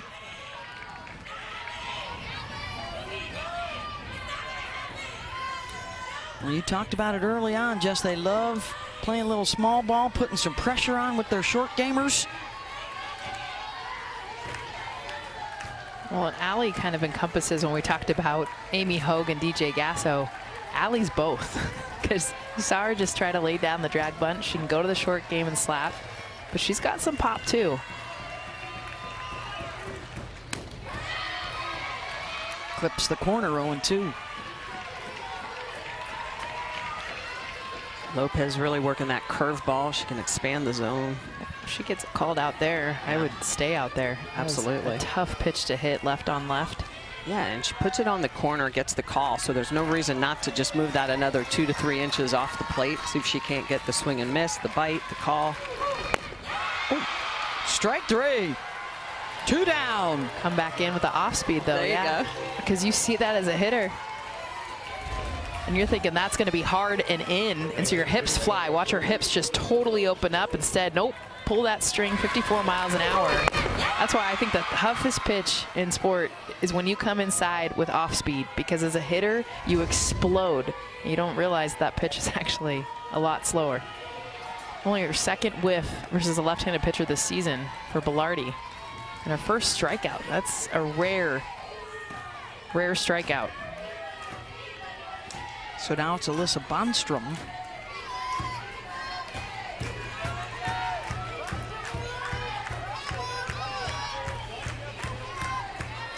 Utah now just 1 for 6 with runners in scoring position. Lopez catching that inside corner. On in relief here of Ruby Malin, who went 3 1/3. And now Ruby, her biggest cheerleader.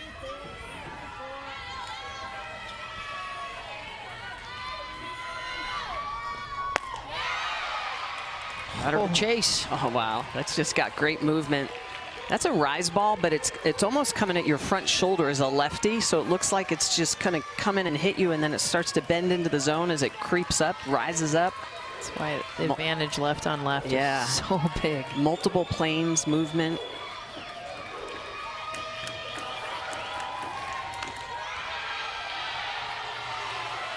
Just missed it away. 2-2. This is a team that has prided itself. Runners in scoring position, 2-strike hitting. Comes down to moments like right now when you're down by a run, 2 strikes. .337 batting average with 2 outs. It's amazing. An ability of that right there to get rid of pitches, right, Jess? That's an off speed, and you know it's not a good pitch, but it's close enough. You're committed. Just get enough of it, foul it with another pitch. Yeah. Give me another one. What do you got? This is their best hitter. I mean, this feels like this is such an important time for Utah right now. They're down 1. You look at their numbers, 2 outs. How much that's been better. Oh, and it hit her. Bases are loaded for Juju. Don't want to load them for Juju.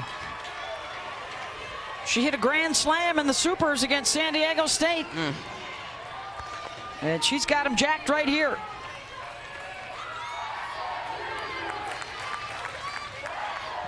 The 5th free pass for Utah. They have not been able to cash any of them in yet.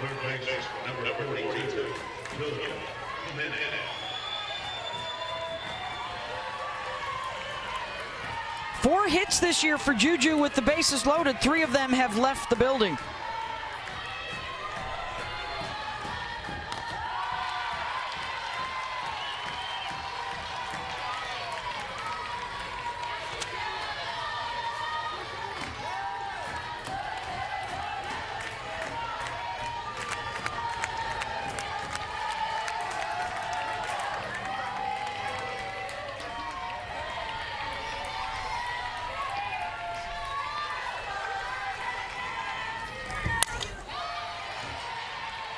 Let's check out that sweet swing.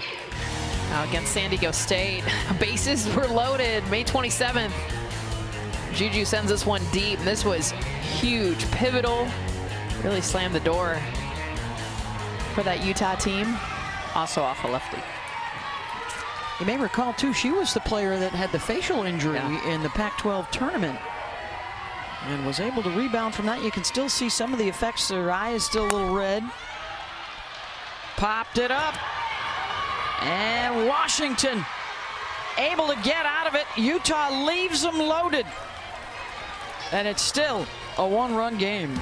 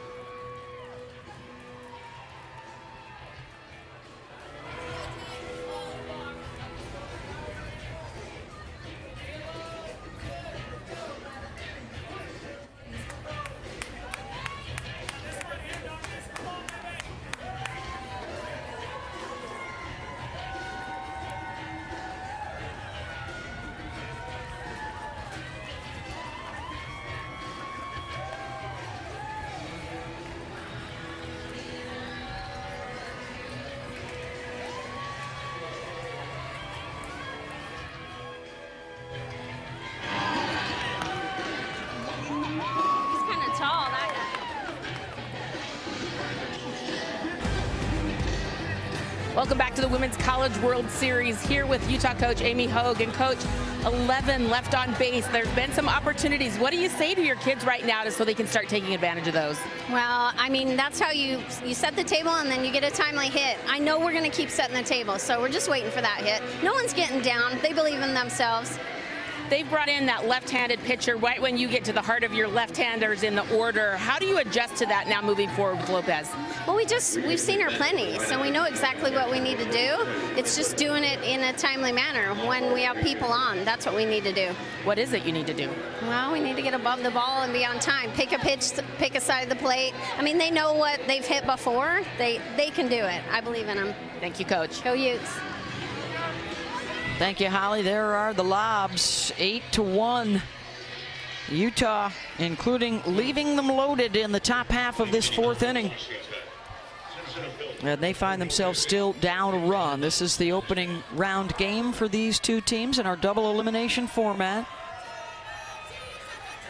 But because of the weather delay last night, the loser here has to come back and play again tonight. Win or go home against Oklahoma State. Both of our games tonight, elimination games. It will start out with Alabama and Stanford at 7 Eastern. Then winner's bracket tomorrow. We know the first game, 3 o'clock on ABC Sports. Oklahoma and Tennessee. This is Jadlyn Alchin in the bottom of the fourth. 4, 5, and 6 coming up.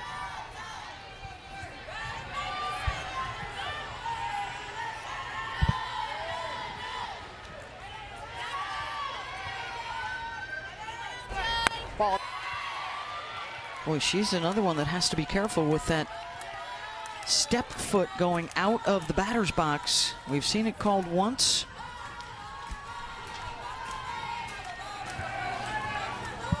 On the Utes, Haley Denning, top half of the inning.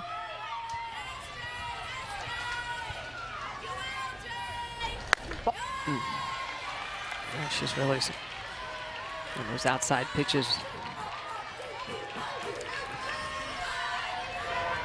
Striding across.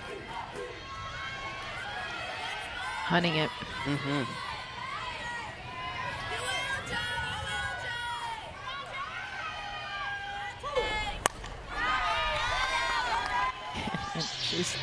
She's stepping almost on the plate to try to get to that pitch.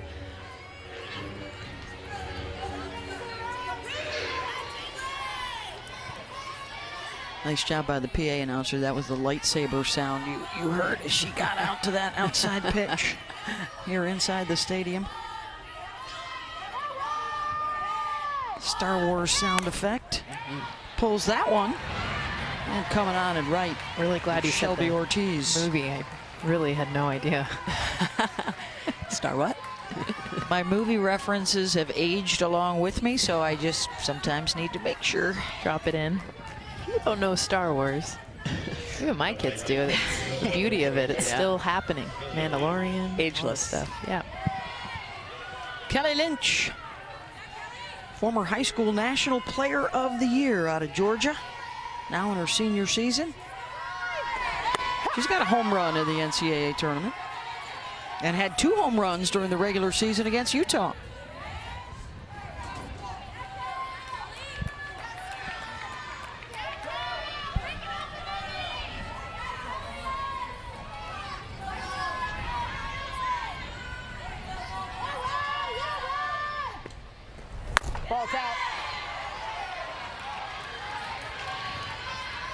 Trying to use that backdoor curveball against the righties to bend it back into the zone, so it's almost bypassing the front part of the plate and starting to bend into the back half of the plate. A little bit outside, doesn't get the call.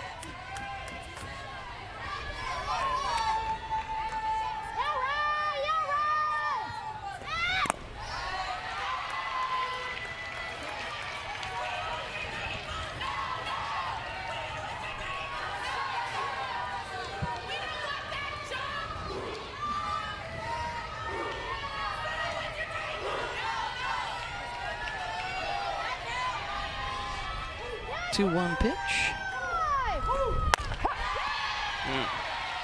Nice pitch. There it is again. Brings it in just a little bit, gets the call.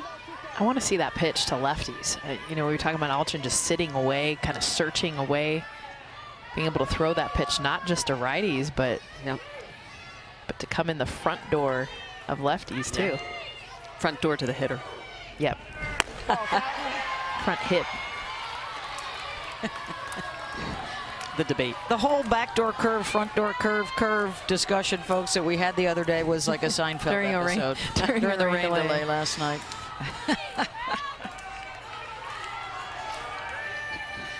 Because even when we're not calling softball, we're talking softball. That's right. We live a full and complete life. Here's the 3-2 pitch. Embedded.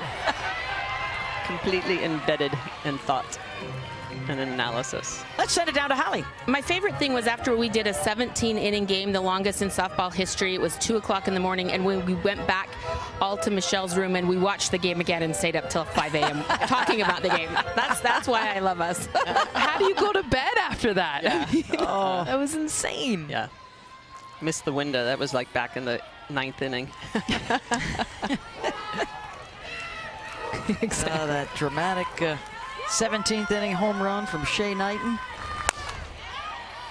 to beat the Florida Gators. I feel like the Gators had a runner on third base like 5 of those extra innings. Yep. That was just incredible. But it was a few exciting. years back. A lot of times you think 17 innings and you're like, oh, that sounds awful. I think it ended with the bases loaded. It was such a great memory game. serves me. I'm sure Twitter will straighten us out if not. But that was epic.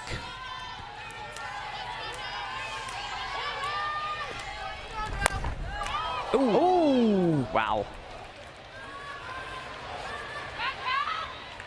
Bailey Klingler, her hands okay? That was awfully close to her cup that she's using as a megaphone.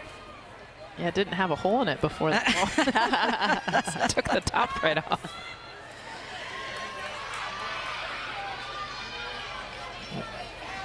They're starting the rally caps early.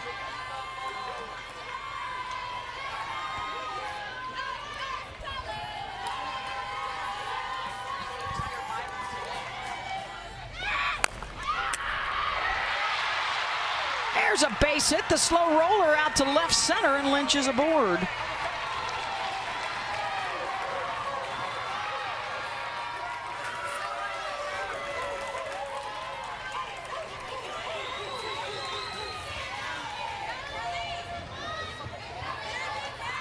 It was a long at bat.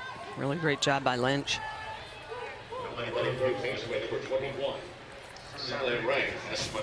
So Solid Rain Espinosa coming up.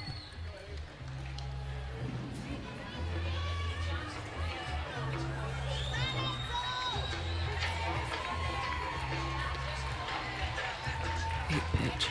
Wow. Return ready for Washington. Number 5. Avery Thompson now running for the Huskies. Let's see, who's the pinch runner there? Avery Hobson will come on to run. They've already used Brooklyn Carter as a pinch runner. We will find out at the bottom of the batting order if she stays in the game as the DP or Olivia Johnson will re-enter. So that's why Hobson goes out there. And here is Espinosa, who walked and scored on the home run, and the runner Hobson was on the move there.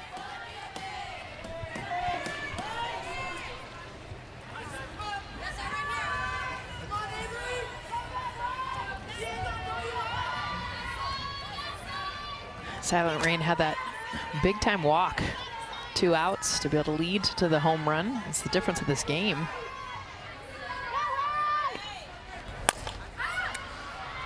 Left side, Denning by the lines, got it, 2 down.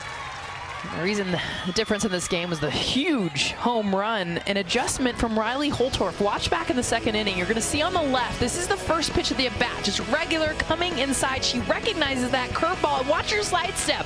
This is to get to the curveball before it breaks in. Watch her move closer to the front of the box to get barrel on a pitch. Otherwise, she would have been jammed on. An awesome adjustment, huge home run, the difference. Right now, 2-1 for Washington. Can she do it again? Yeah, that's just knowing what you're looking for, hunting, and then how to hit it. Basically, by moving herself up in the box, she's catching it with that barrel before it really starts to break in at her body. And I'll tell you what, as a left-handed pitcher, those were the hitters that I struggled with the most, the righties that were up in the box, because they could hit the rise before it really started to elevate and the curve before it really started to bend in at them. I just love that she did it within an at-bat, because usually I've seen Caitlin Lim does this with Stanford. She decided just to go to it completely. Like, I'm just going to do it every time. But to actually change, that's and then hit a home run, that's not easy. Well, that's knowing your opponent as well. Yep, that's good scouting. And playing 4 times against them this year, knowing how she's been pitched, making adjustments. So you're saying, Smitty, they hit $120 off of you instead of $110? Is that? Yeah, exactly. Is that what it was? No, they didn't even hit her. She just, it bugged her, and then she got him out. They fouled me off a lot more, that group. Gotta have tools, right? They're making those adjustments inside, figure out something to go outside. It's always, zigging when they're zagging. Olympic gold medalist Michelle Smith and Jessica Mendoza here in the booth. Holly Rowe down on the field with us, the Hall of Famer. And nope, that one will get back down onto the field.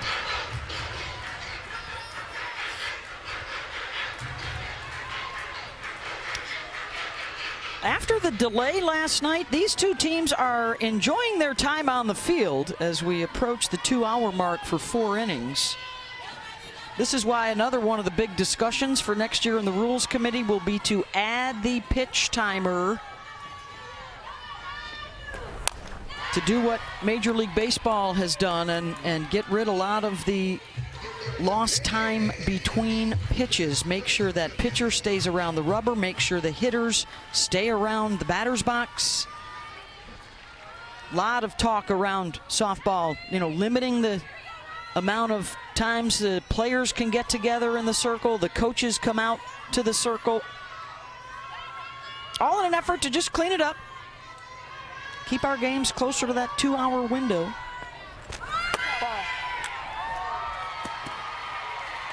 Not even a throw. Yeah, Hobson will just go ahead and take the base.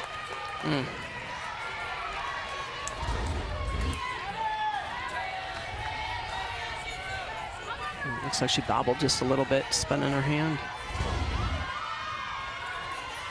9 for 10 on the season for Avery, so that insurance run out at second.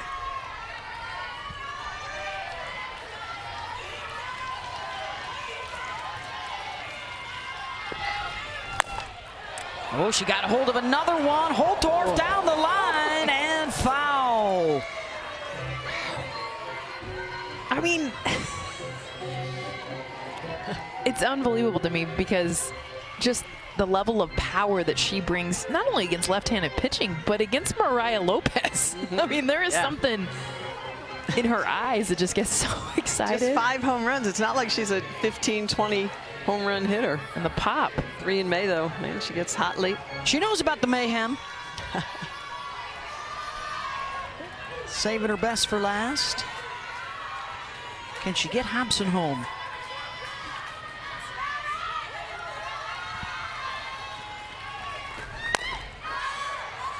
Skies it.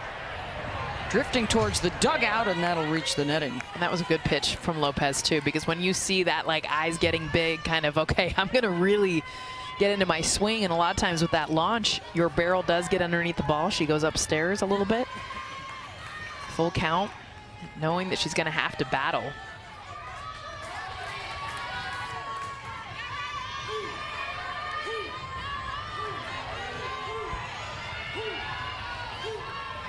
Holtorf's only struck out once so far in this postseason. Another 3-2 pitch.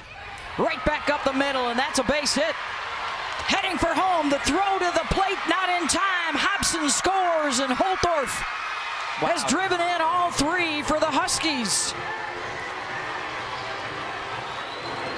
No hesitation from Heather Tarr telling Hobson to scoot. This is your number 9 hitter most of the season. She moved up to the 7th spot. Heather Tarr had an understanding of how hot she's been.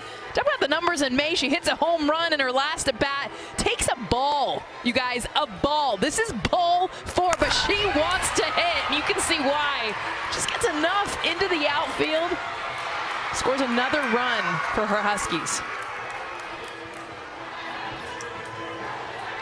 2-run home run, and now the RBI single. Both of them coming with 2 outs.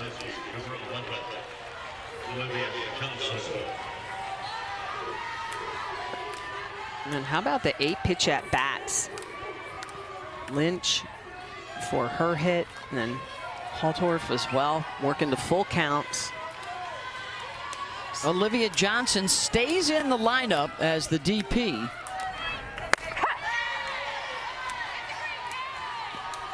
Reached on an error back in the first, or in the second.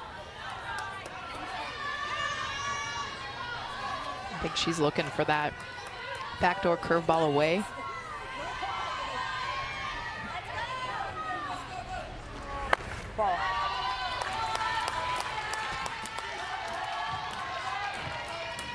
Getting pitched a lot away, at least in our last at bat. That first pitch kind of came middle in, which would have been a good pitch to hit if you were looking there, which tells me she's looking the other side of the plate. Exactly. You can always tell as a pitcher, when you throw a pitch on a corner and they don't budge at it, you're like, okay. I know. They're looking elsewhere. They're hunting something different.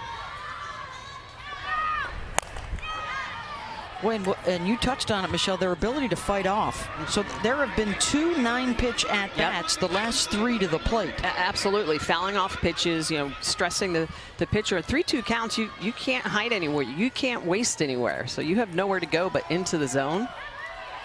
You know, and that's a lot of being a pitcher, is that, you know, what you were saying, Jess, is reading the body language of the hitter. You become to be very good at reading people's reactions, the body language. That's what you do as a pitcher to figure out what they're doing, what they're hunting. Are they confident on a corner?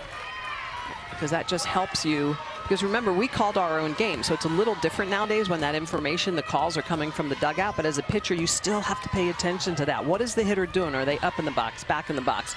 Are they taking a really good pitch on the outer half? If they are, they're probably hunting in. All of that is feedback to help you call or throw your next pitch. That's that computer that the good Lord gave you. Yeah. That unfortunately at times is taken out of the game when everything is coming out of the dugout. Yep. A lot of information coming at you, and a lot of the coaches we talk to, we have to do the foraging to find stuff and then fit it to each individual. And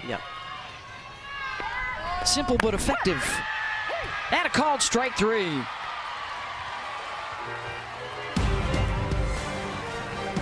They add another one off the bat of Riley Holtorf for the 3-1 lead.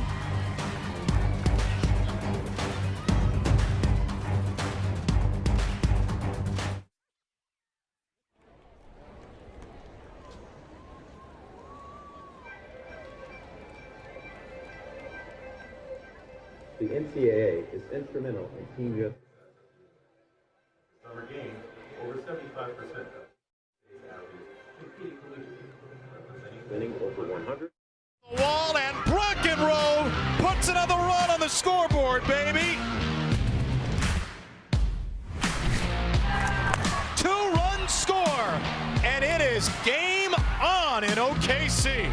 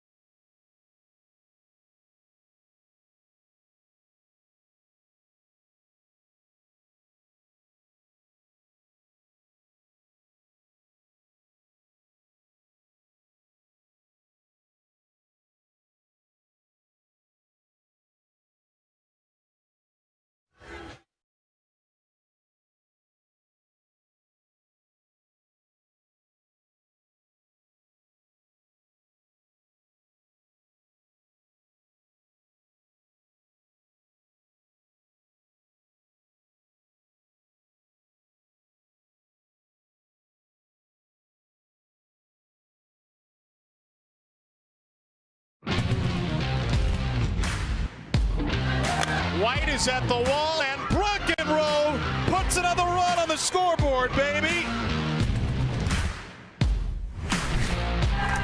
2-run score, and it is game on in OKC.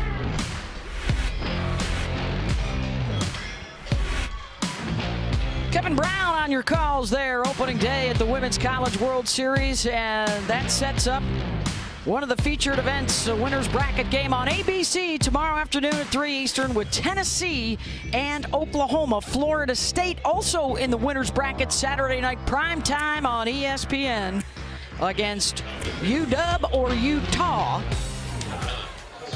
The loser of this one has to come back and play tonight. Our elimination doubleheaders get underway this evening at 7 o'clock with Alabama and Stanford. Might that be the All-American matchup of Montana Fouts and Elena Vodder in the circle? Last year, Stanford ended Alabama's season in the Tuscaloosa Regional, and those two went at it. Vodder was very good against Alabama. Yes. Low in the zone, drop, drop, drop. Let's see, I think it was Vodder shut them out, then Fouts shut them out, and then Vodder came back to shut them out again. Oh, love it. Pitcher's making a statement. That's what that game's going to be about. Absolutely. Sophie Hawkes to lead things off, 4, 5, and 6. It's a hold to one and almost to the track. Husky is there. Hitting it into the wind blowing in from right field. It's a pop off the bat. I'll tell you what, though, even though those two teams lost yesterday, Alabama's bats were alive. They scored 5 runs, and Stanford had base runners and runners in scoring position. I believe 3 of those innings against Oklahoma, they had chances. Yep. Well, that's it. It's not just about chances here in Oklahoma City, right? You got to get it done. There's Carly Davison. When you look at this game, I mean, Utah has had tons of chances. What's the lob count? Up to 8? 8. Including bases loaded in the 4th.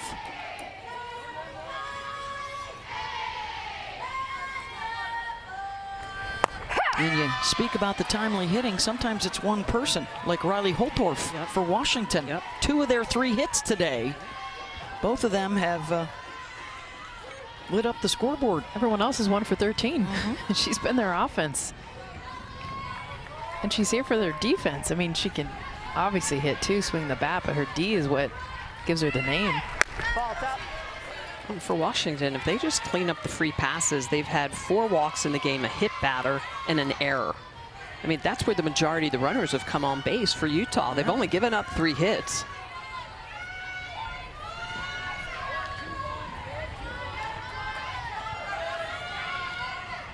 One-two pitch from Lindsay Lopez, her 2nd inning of relief work and her 2nd strikeout, 2 down. Nice rise ball in the outer half.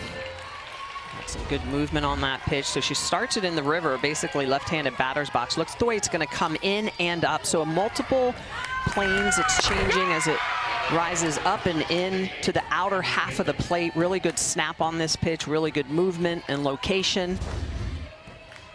Nice big strikeout, her 2nd in her relief appearance. Yeah, just the 3rd for Utah. Doesn't get a lot of swing and miss. It's the team. In fact, Sophie Hawkes literally only had a handful of swing and misses all season. Pitches in the zone. So 2 strikeouts today. Dayton, a couple balls in the air. Her first 2 times up. And a liner right at Silent Rain with the quick glove work. Showing the chicklets after a glove saved them all. That hot shot. Silent Rain Espinoza in the perfect position. She's pulled up. She goes, oh yeah, I got that. Drill it at me. No worries. Silent Rain Espinoza and the Huskies picking up the bat. Wow.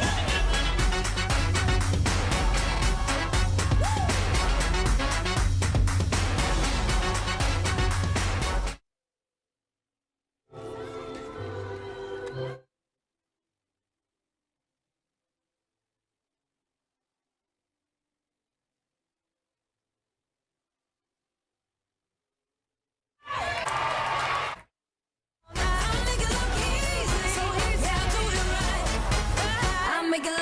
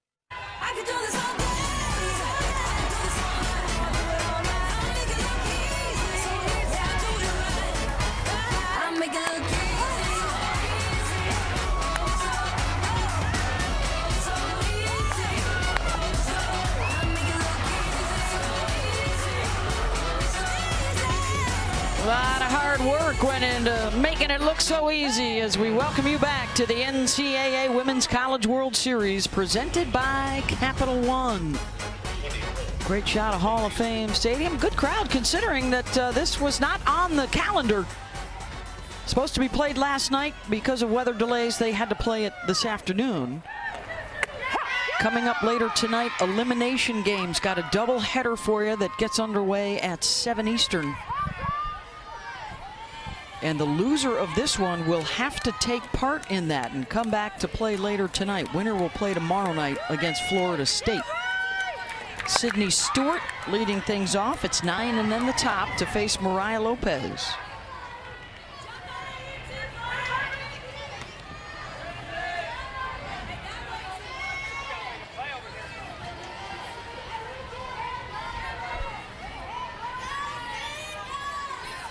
A little bit of talking about what's working, what's not, what you're doing next inning.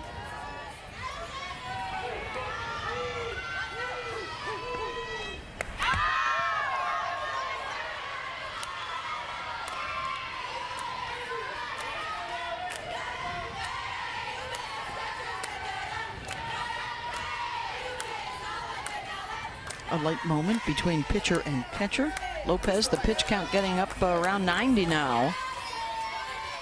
It's been a smoking hot day. Temperatures in the upper 80s, high humidity. That may be more of a factor than the pitch count. Or a combo of the two.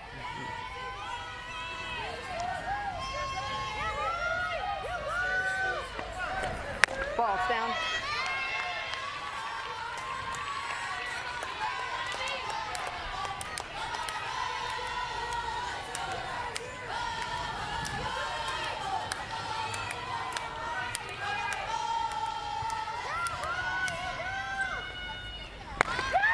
Nice rise ball. Got her to chase. One down. Mariah Lopez, 5th strikeout of the day, using that rise ball in the upper half. After going downstairs for the setup, she comes up into the eyes, gets the big swing and miss. Let's send it down to Holly. Well, Mariah Lopez has great endurance. She threw 317 pitches last weekend in the Super Regionals. At one point, Amy Hogue said she has gone into the circle and said, hey, I need to take you out. And she said, Coach, do not take me out. Amy said, okay. If you believe in yourself in this moment, then we believe in you too. She has worked really hard, she said, this offseason, getting strength in her legs, getting strength in her core. She believes she can go the distance. She's a very mentally strong young lady, and she wants to be out there. But Amy Hogue will have a decision to make. If they lose this game and have to play again tonight, how much endurance does she really have? Yeah, Holly, a pitcher that wants the ball is more dangerous than anything. You've got to have a pitcher who wants that ball in the circle, who's not afraid to attack the strike zone, and has trained for moments like this to be able to potentially throw a doubleheader. You have to work during the year, throw a bullpen, maybe wait an hour or two, throw another bullpen of 100 pitches. Train yourself to be able to throw those doubleheaders when potentially they come up late in the season.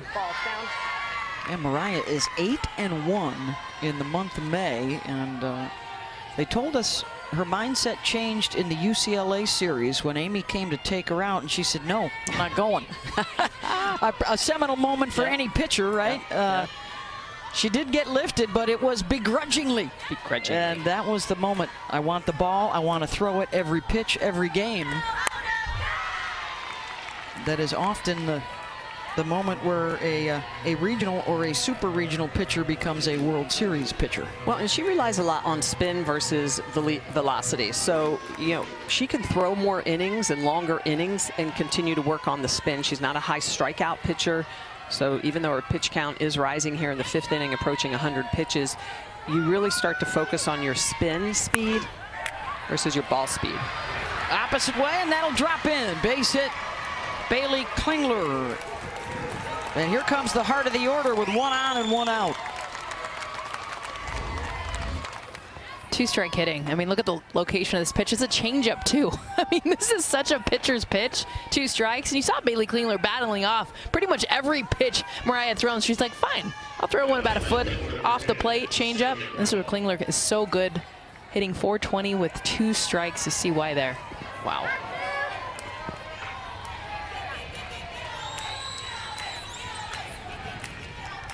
Sammy Reynolds. So here comes 3 in a row of their best hitters so far in the postseason. Holly? Well, Bailey Klingler, I was looking at my notes from past years. Her very first season with the Huskies, I wrote down, can hit all balls in all zones. She covers the entire plate, and that's exactly what you saw right there. That was down and out.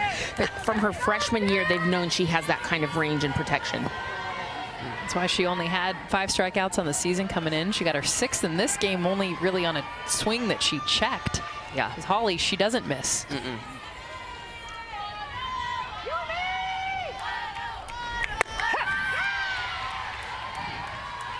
Can I give you guys a nerd stat? Please, nerd us up.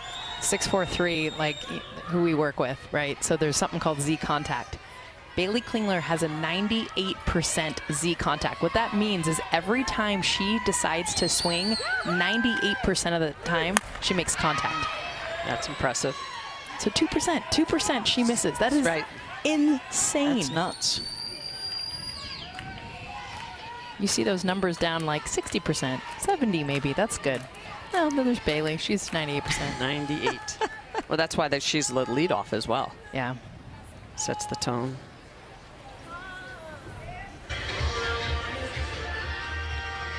Well, we got discussions going on for both sides here.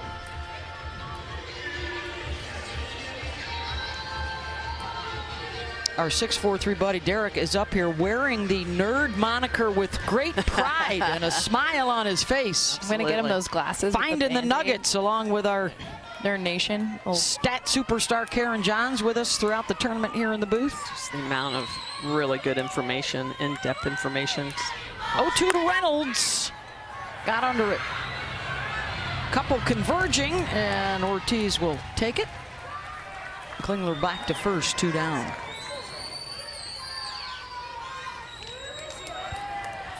On the stats on Lopez, 45% of her pitches have been curveballs, 23% rise balls, 19.5% screwballs. So you can just see the different ways she's been attacking Washington in this game.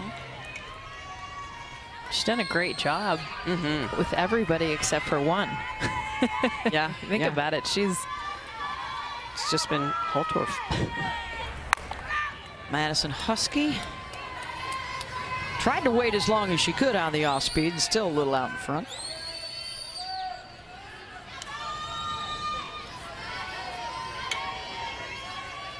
Seven flyouts, a couple ground outs, and Mariah has 5 strikeouts today.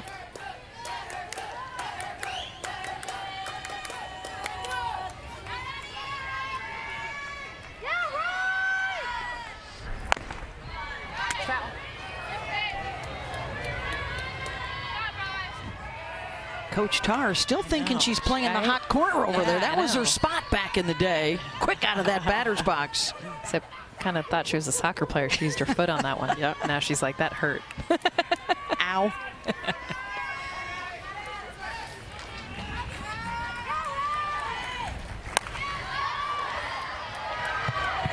Really a cool moment for Heather and Husky Nation and Stanford as well. Her former teammate, or right next to her at short, Tammy Storseth, her daughter is River Mailer, who is here playing at the Women's College World Series for the Cardinal. That's awesome. And her teammate Sarah Pickering was her second baseman, led their team in doubles, had that record forever. She coached at Stanford. Yeah. Coached Jessica Allister. Line to left. And Denning is there. A runner on, a runner left on. We head to the 6th. UW by a deuce.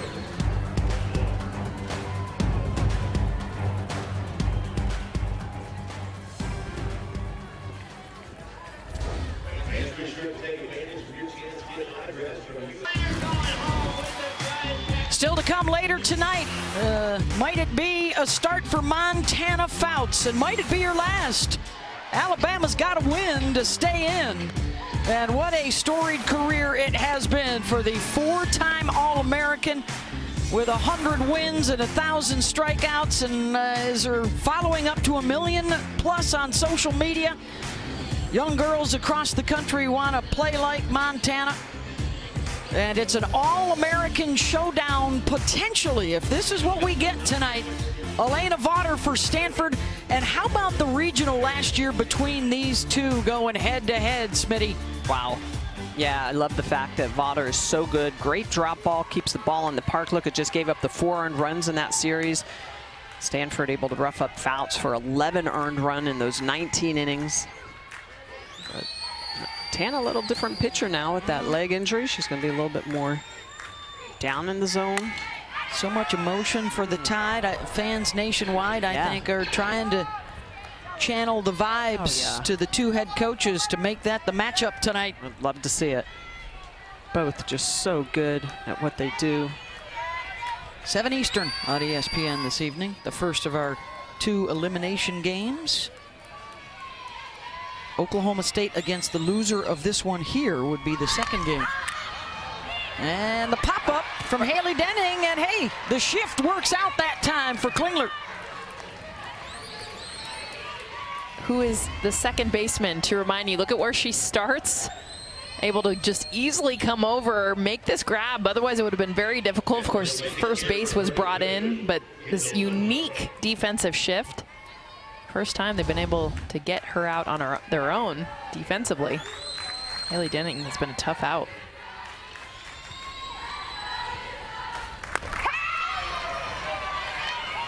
In for a strike from Lindsay Lopez, the transfer from Arizona State, who really just started to come on at the end of the season. You know, you forget sometimes with all these transfers, it may take a minute to get your feet under you and feel comfortable in a new environment. And it took her, well, half the season pretty much. More than a minute. And then things clicked for her. And they really have. I mean, I feel like that's been a part of just her clicking with Lance Gasow, getting with the entire staff, understanding, you know, this is how we approach things. These are the analytics that we use. There's so much information now. Lopez looking the best that she's looked, not only all season long, but even in her career this last month. I think she came from ASU. Trisha Ford was there last year, and Trisha Ford's also big with analytics, but calls a completely different game than Lance, and so that is part of it. Getting used to different weather and you know, everything about it. You know, you look at the adjustments you have to make. It's almost like having that freshman year again.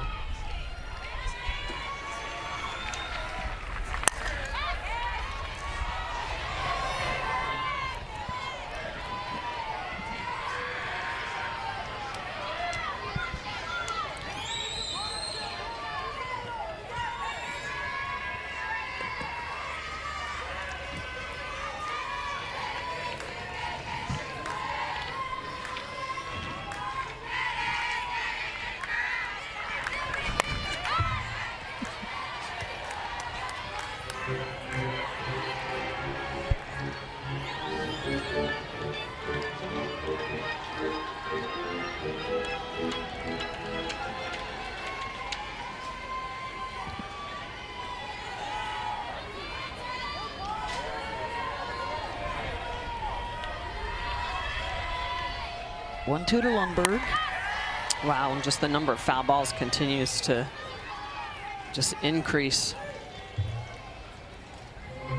When Malin was in the game with Mariah Lopez, they had 49 foul balls between the two of them. Again, this was a couple innings ago.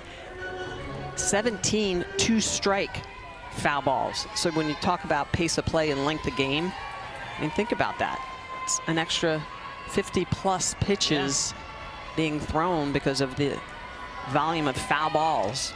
And Ruby could re-enter, by the way, if need be. As this game chugs along towards the 3-hour mark in some pretty good heat today in Oklahoma City. And reminder, too, that the loser of this game has to go and play later tonight. You do not want that. Well, there's already been 207 pitches thrown in this game. And we're in the top of the 6th.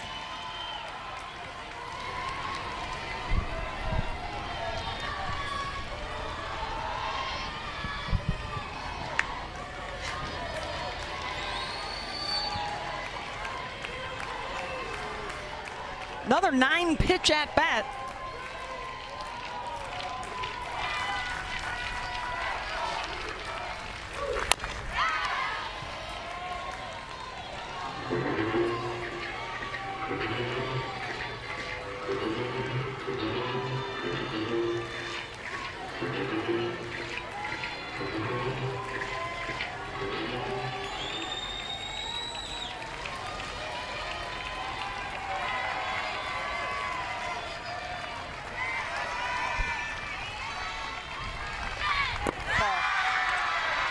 Lost her.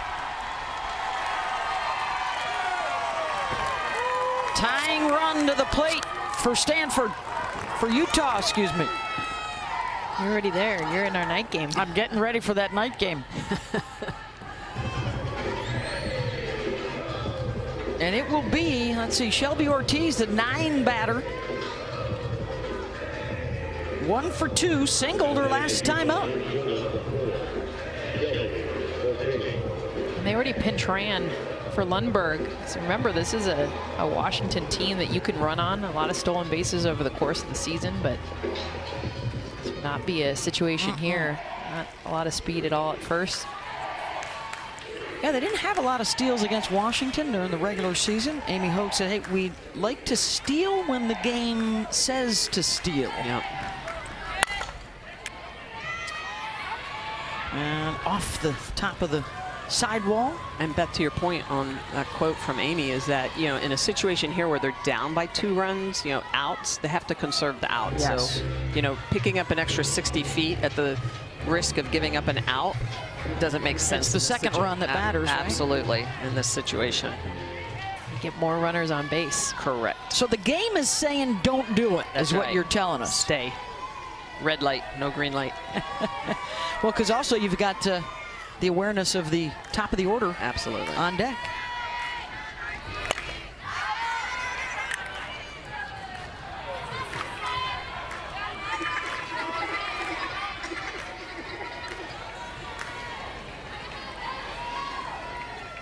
Ron, if you're Utah right now, you're actually thinking, too, we need to figure out a way to put the ball on the ground. They have had so many fly-outs, pop-outs, line-outs. Not a lot of balls down on the ground, so they haven't really stressed the defense. And when they did in the first inning, Bailey Klingler had her 3rd error of the season. Yeah. Just the 27th error of the season for the team, so. Smitty, I only count 2 balls on the ground since that inning. Well, they did have the 2 doubles, but those were one to the outfield and one the quirky hopper over the pitcher's head. Yeah. But yeah, if you look at outs made, there's a 6-4 put out in the first. And Juju grounded out the second. Could be a pair. They'll get the lead, and that's it. 2 down.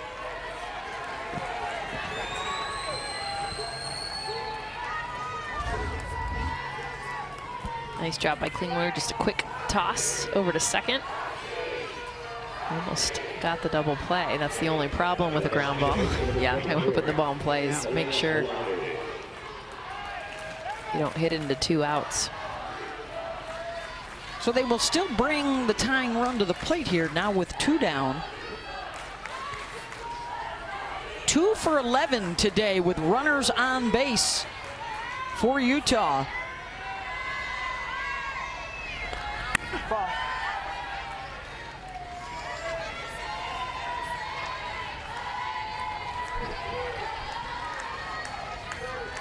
Had that huge moment in the 4th, bases loaded, and Washington got Juju Jimenez to pop up.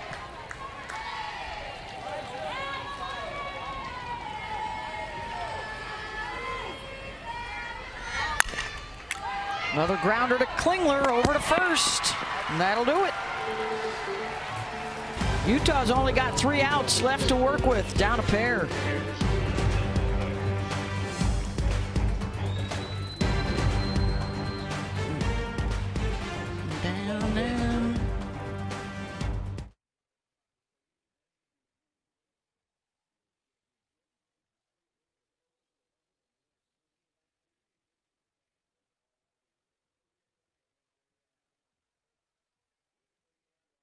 The NCAA Women's College World Series is presented by Capital One. What's in your wallet? And in part by the Lexus IS. All in on the sports sedan.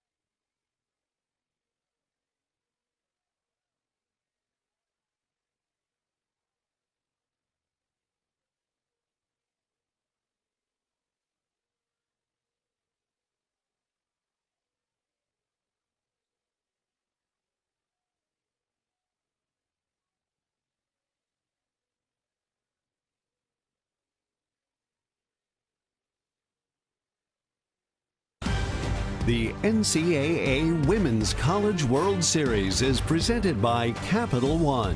What's in your wallet? And in part by the Lexus IS. All in on the sports sedan. Well, that's the visage of Riley Holtorf, enjoying 2 of her 3 RBI today. She's got a 2-run home run, an RBI single to put them all up on the board for UW, and a 3-1 lead to the bottom of the 6th. That means Utah will have just one more chance in the 7th. Winner gets to relax and play tomorrow night. The losers got to come right back here this evening for a 9:30 Eastern first pitch. Winner go home against Oklahoma State. Winner gets ready for Florida State tomorrow. Jadlyn Alchin, shallow left. Dennings got it, 1 down.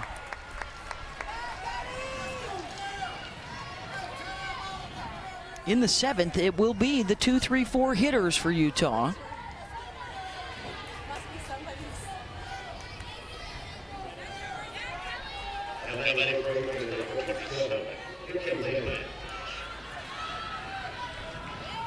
Kelly Litch singled and scored in the 4th.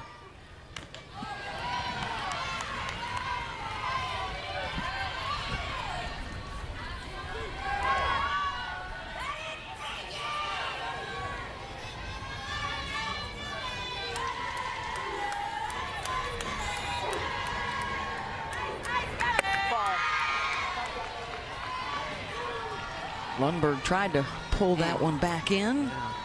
2-0.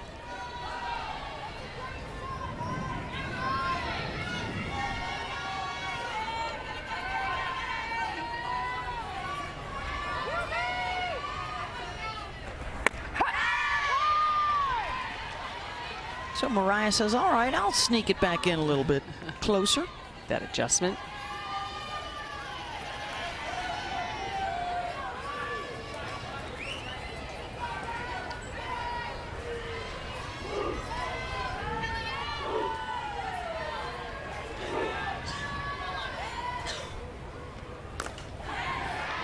Lifts that out to left center. Good cutoff by Denning to hold it to a long single for Kelly Lynch, but it's her 2nd hit of the day.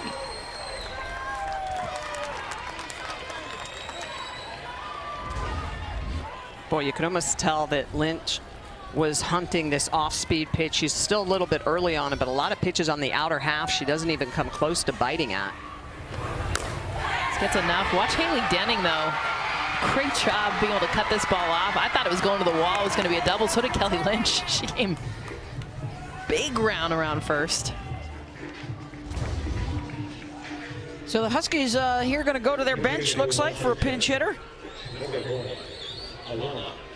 And Alana Johnson will step in to hit for Silent Rain Espinosa, who can re-enter at 3rd base. Alana, the freshman out of Summit, Mississippi. 3 for 7 so far in the NCAA tournament. A couple of hits this year as a pinch hitter.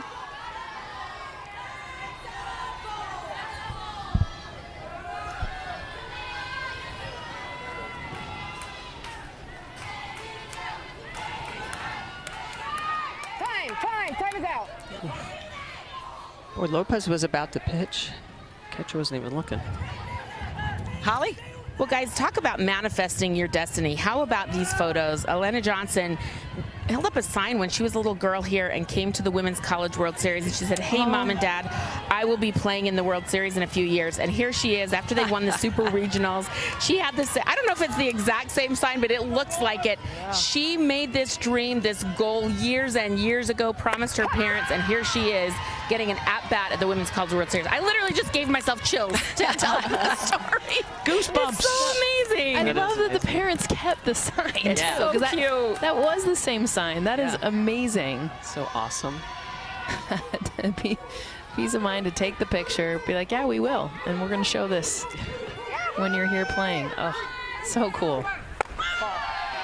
That's what's amazing, too, how much this entire tournament has grown, because now there's all these travel ball tournaments that happen during the Women's College World Series. That didn't happen 10, 15 years ago, and you will see tonight, I mean, there will be, because they're all playing right now, there will be thousands of little girls. Some of them playing hooky today from school. Or maybe it's already out. There you go. Could be summer. That's one of my favorite parts, coming back here year after year, is you run into somebody who said, hey, I used to watch this as a little kid. Or even the players that were here winning championships, and 10 years later they say, hey, when we all get together at our reunions, we still love watching all the highlight reels and the footage of the coverage of the Women's College World Series, now in its 41st year.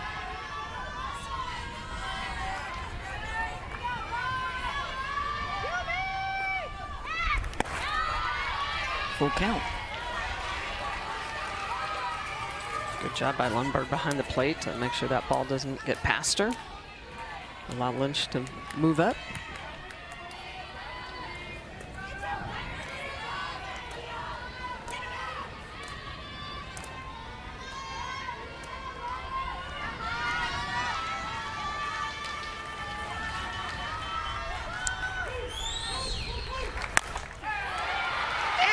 Does she show up at the World Series? She gets a base hit at the World Series. That is awesome. First at bat here in OKC. After having that dream, making the sign, Mom and Dad, you'll be watching me here. And how about this? First at bat, on the pitch up in the zone, getting barrel on it, finding it to left field. Scott feels so good reaching first base. Works to a 3-2 count. Really good at bat. I mean, outcome was awesome, but even if she wouldn't have gotten a base hit, that was an impressive at bat for the freshman. Well, we've talked a lot about the senior class, the 7 of them for Washington, but this rookie group, they have had 4 freshmen that have had a big impact. Not always easy to mesh, you know, that 5-year age difference sometimes, but they have done it at Washington. And the veterans and the youngsters all contributing. Holly? I was just talking to Alana's dad, and he said that they kept that poster by their nightstand in their bedroom all these years. And here's Dad in the stands watching his daughter get a hit at the World Series. I mean, it does not get much better than that. By their nightstand. I love that, too, the difference in color, because it is really faded. aged and faded. And they kept it this whole time. So awesome. Yeah. The sign, not Dad's beard, by the way. We're talking about the sign. Yes.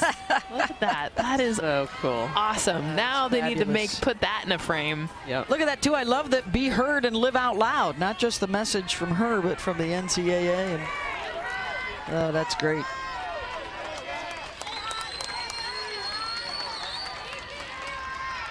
So back-to-back singles, and here is the big swinger today, Riley Holtorf. 2-run homer in the second, RBI single in the fourth. It's been a whole lot of Riley and not so much of the rest. She's their offense, and obviously this inning, a couple more hits added to that number by others on the team, but she has carried them, all 3 ribbies coming from her bat. Paige Parker came out to talk to Lopez, and you can tell pitching her a little bit differently. Curveball underneath the hands, then comes back with the changeup on the outside.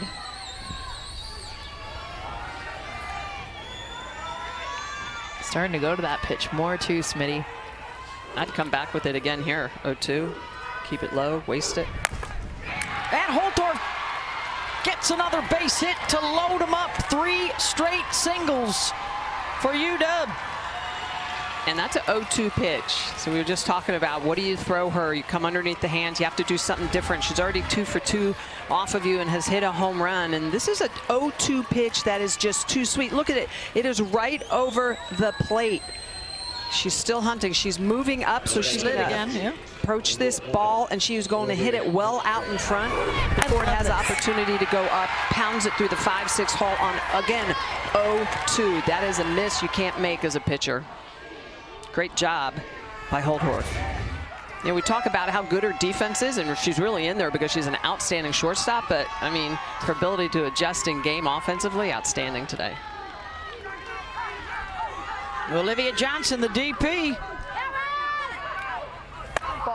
How do you make sure you maintain your balance when you're sliding like that in the box? Well, that's the whole thing. Is it's not like how a slapper would do where they cross over. So you're actually never losing your balance. You're just stepping early. Yeah. And moving up. Yep. It's just moving through the box. The Japanese are very good at that. They did that all the time over in the professional league.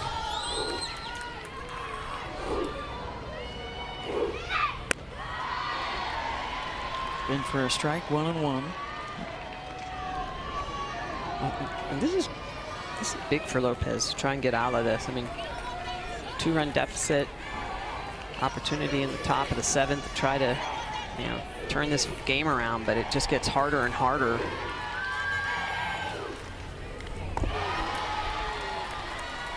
Got her 1-2. Up to 118 pitches. Again, she has thrown by far the most pitches for Utah in this postseason, with the threat looming that they would have to come back and play again tonight if this score stays the way it is. 2-2. Great take by Johnson. Started to lean toward it and held up.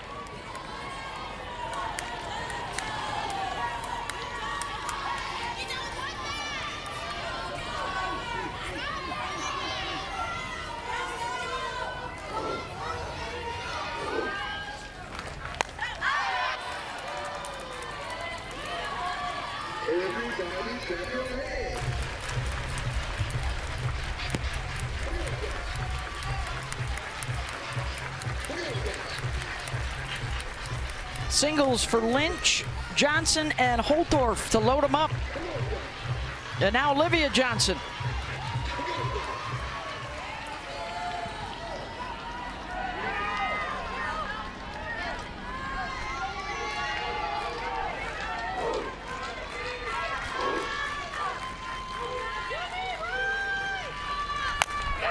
Johnson, fly ball out to Denning and left. Runner tags, throw to the plate, won't be close, it'll be cut off. And it's 4-1 Washington on the Johnson sac fly. Another 2-strike production too. I mean, just getting this ball in the air is enough, especially the speed that you've got. And this is what we've seen from both sides. 2 strikes. Not the swing and miss, but actually being able to put the ball in play, get another run in. Well, I think that's part of what we've seen today, are the number of foul balls, the inability for pitchers to have an out pitch. Yep. And that's why the game gets extended, it gets long, the number of foul balls, the number of hits given up with 2 strikes. 19th RBI of the year for Olivia. And how about the production from the 7 and 8 hitters in the lineup? They've brought home all 4 runs. And here's your 9-hitter, Sid Stewart. Check that, they're going to bring on a pinch hitter here. Brooke Nelson, one of those Washington natives. Ball.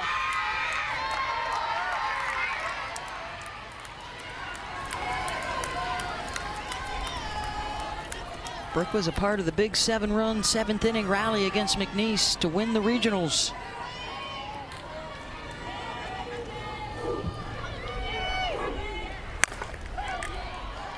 To short, and they'll go the short way for the final out. Another run up, last chance coming up for Utah. 2, 3, 4, the big sticks stepping into the batter's box on the other side. Alyssa Bonstrom. Can she trigger the rally? Juju Jimenez will have a second chance, and Sophie Jaquez coming up.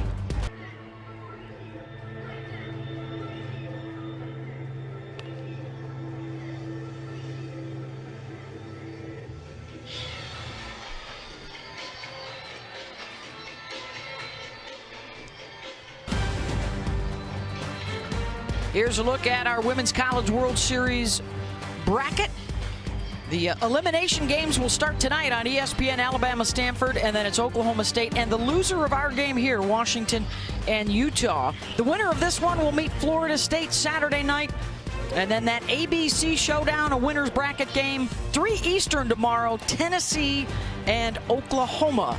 That would be champions of the SEC and champions of the Big 12 head-to-head. Florida State, your ACC champs. And here in this one, we've got Utah, your Pac-12 tournament champs, but they are down 3 to Washington, and they have just 3 outs to work with. Good news for the Utes, they've got their best coming up, 2, 3, and 4. Lopez has been strong against him in this game. 50% of her pitches curves. Laces that one deep and back on the track, and the catch is made by Madison Husky, 1 down.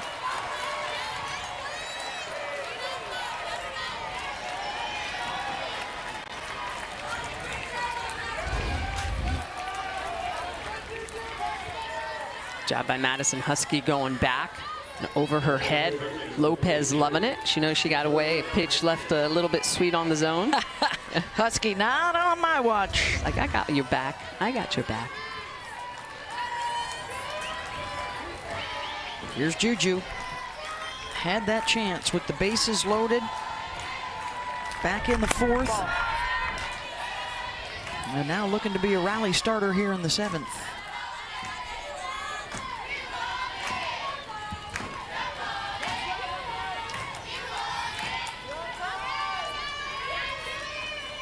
They've had base runners in 5 of the first 6 innings. 9 left aboard. Again, has Husky on the move, and again, Madison is there. Great contact, back to back. Of course, that's where the wind is blowing in. It's coming in from right field. It's the one spot in the stadium you don't want to hit it, but good contact from the 2-3 hitters for Utah. Here's why this is significant. 90% of the teams that have won the championship here won their first game here to get them started. And again, the loser of this one has to play again tonight.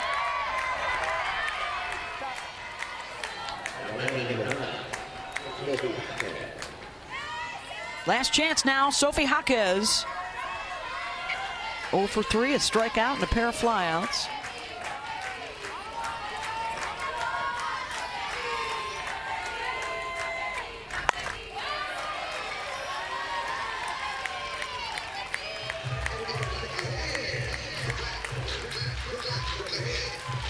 Oklahoma State awaits tonight, 9:30 Eastern on ESPN. That's an elimination game. Winner will get set for Florida State tomorrow. Ball. 2-1. Lindsay Lopez in the circle for the Huskies. Split the game right down the middle with the starter, Ruby Malin. And not a lot of strikeouts either. I mean, it's been defense.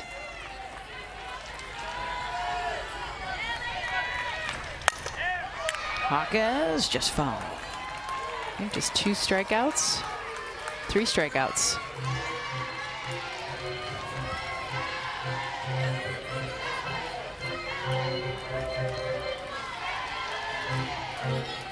Lopez has had 2 of them. I see a whole lot more of her too for Washington. She's looked better and better.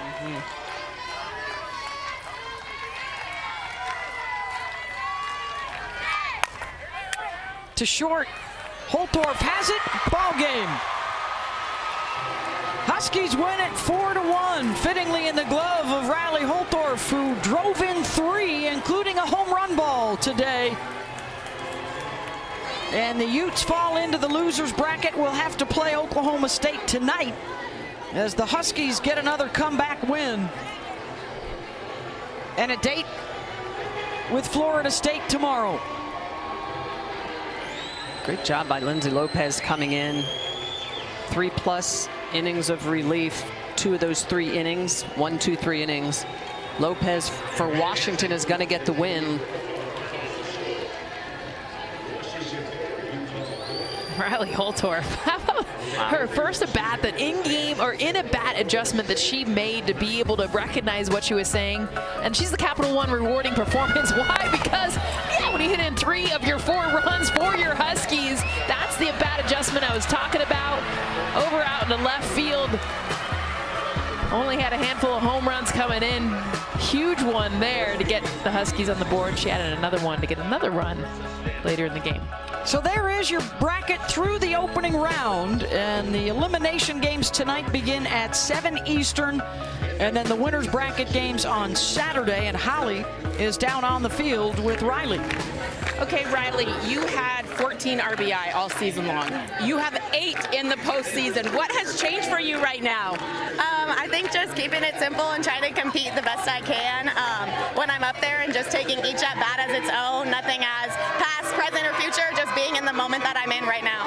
You really got this game started with that 2-run home run in the second. What did you see on that pitch? And you know her so well. Yeah, she's a really good pitcher. Her spin is so good, and I think that I was just seeing something on a good height that I could hit, and I saw it, and I went for it. For a lot of players on this team, this is your first time touching this field. What is it like to be out here today and having this moment? Oh my gosh, it's so cool. I think that all the glory to God for one, but just knowing that little girls are out there looking up to us, and I was once that little girl, it's such a cool feeling to just be that inspiration for these young girls. Okay, we'll see you back in the winners bracket. Okay, yeah, go Dogs. Thank you. Thank you very much, Holly. So Washington and Florida State in a winners bracket game Saturday. Later tonight, Utah and Oklahoma State. We'll be back here at the Women's College World Series tonight. Doubleheader starts with Bama Stanford at 7 Eastern on ESPN.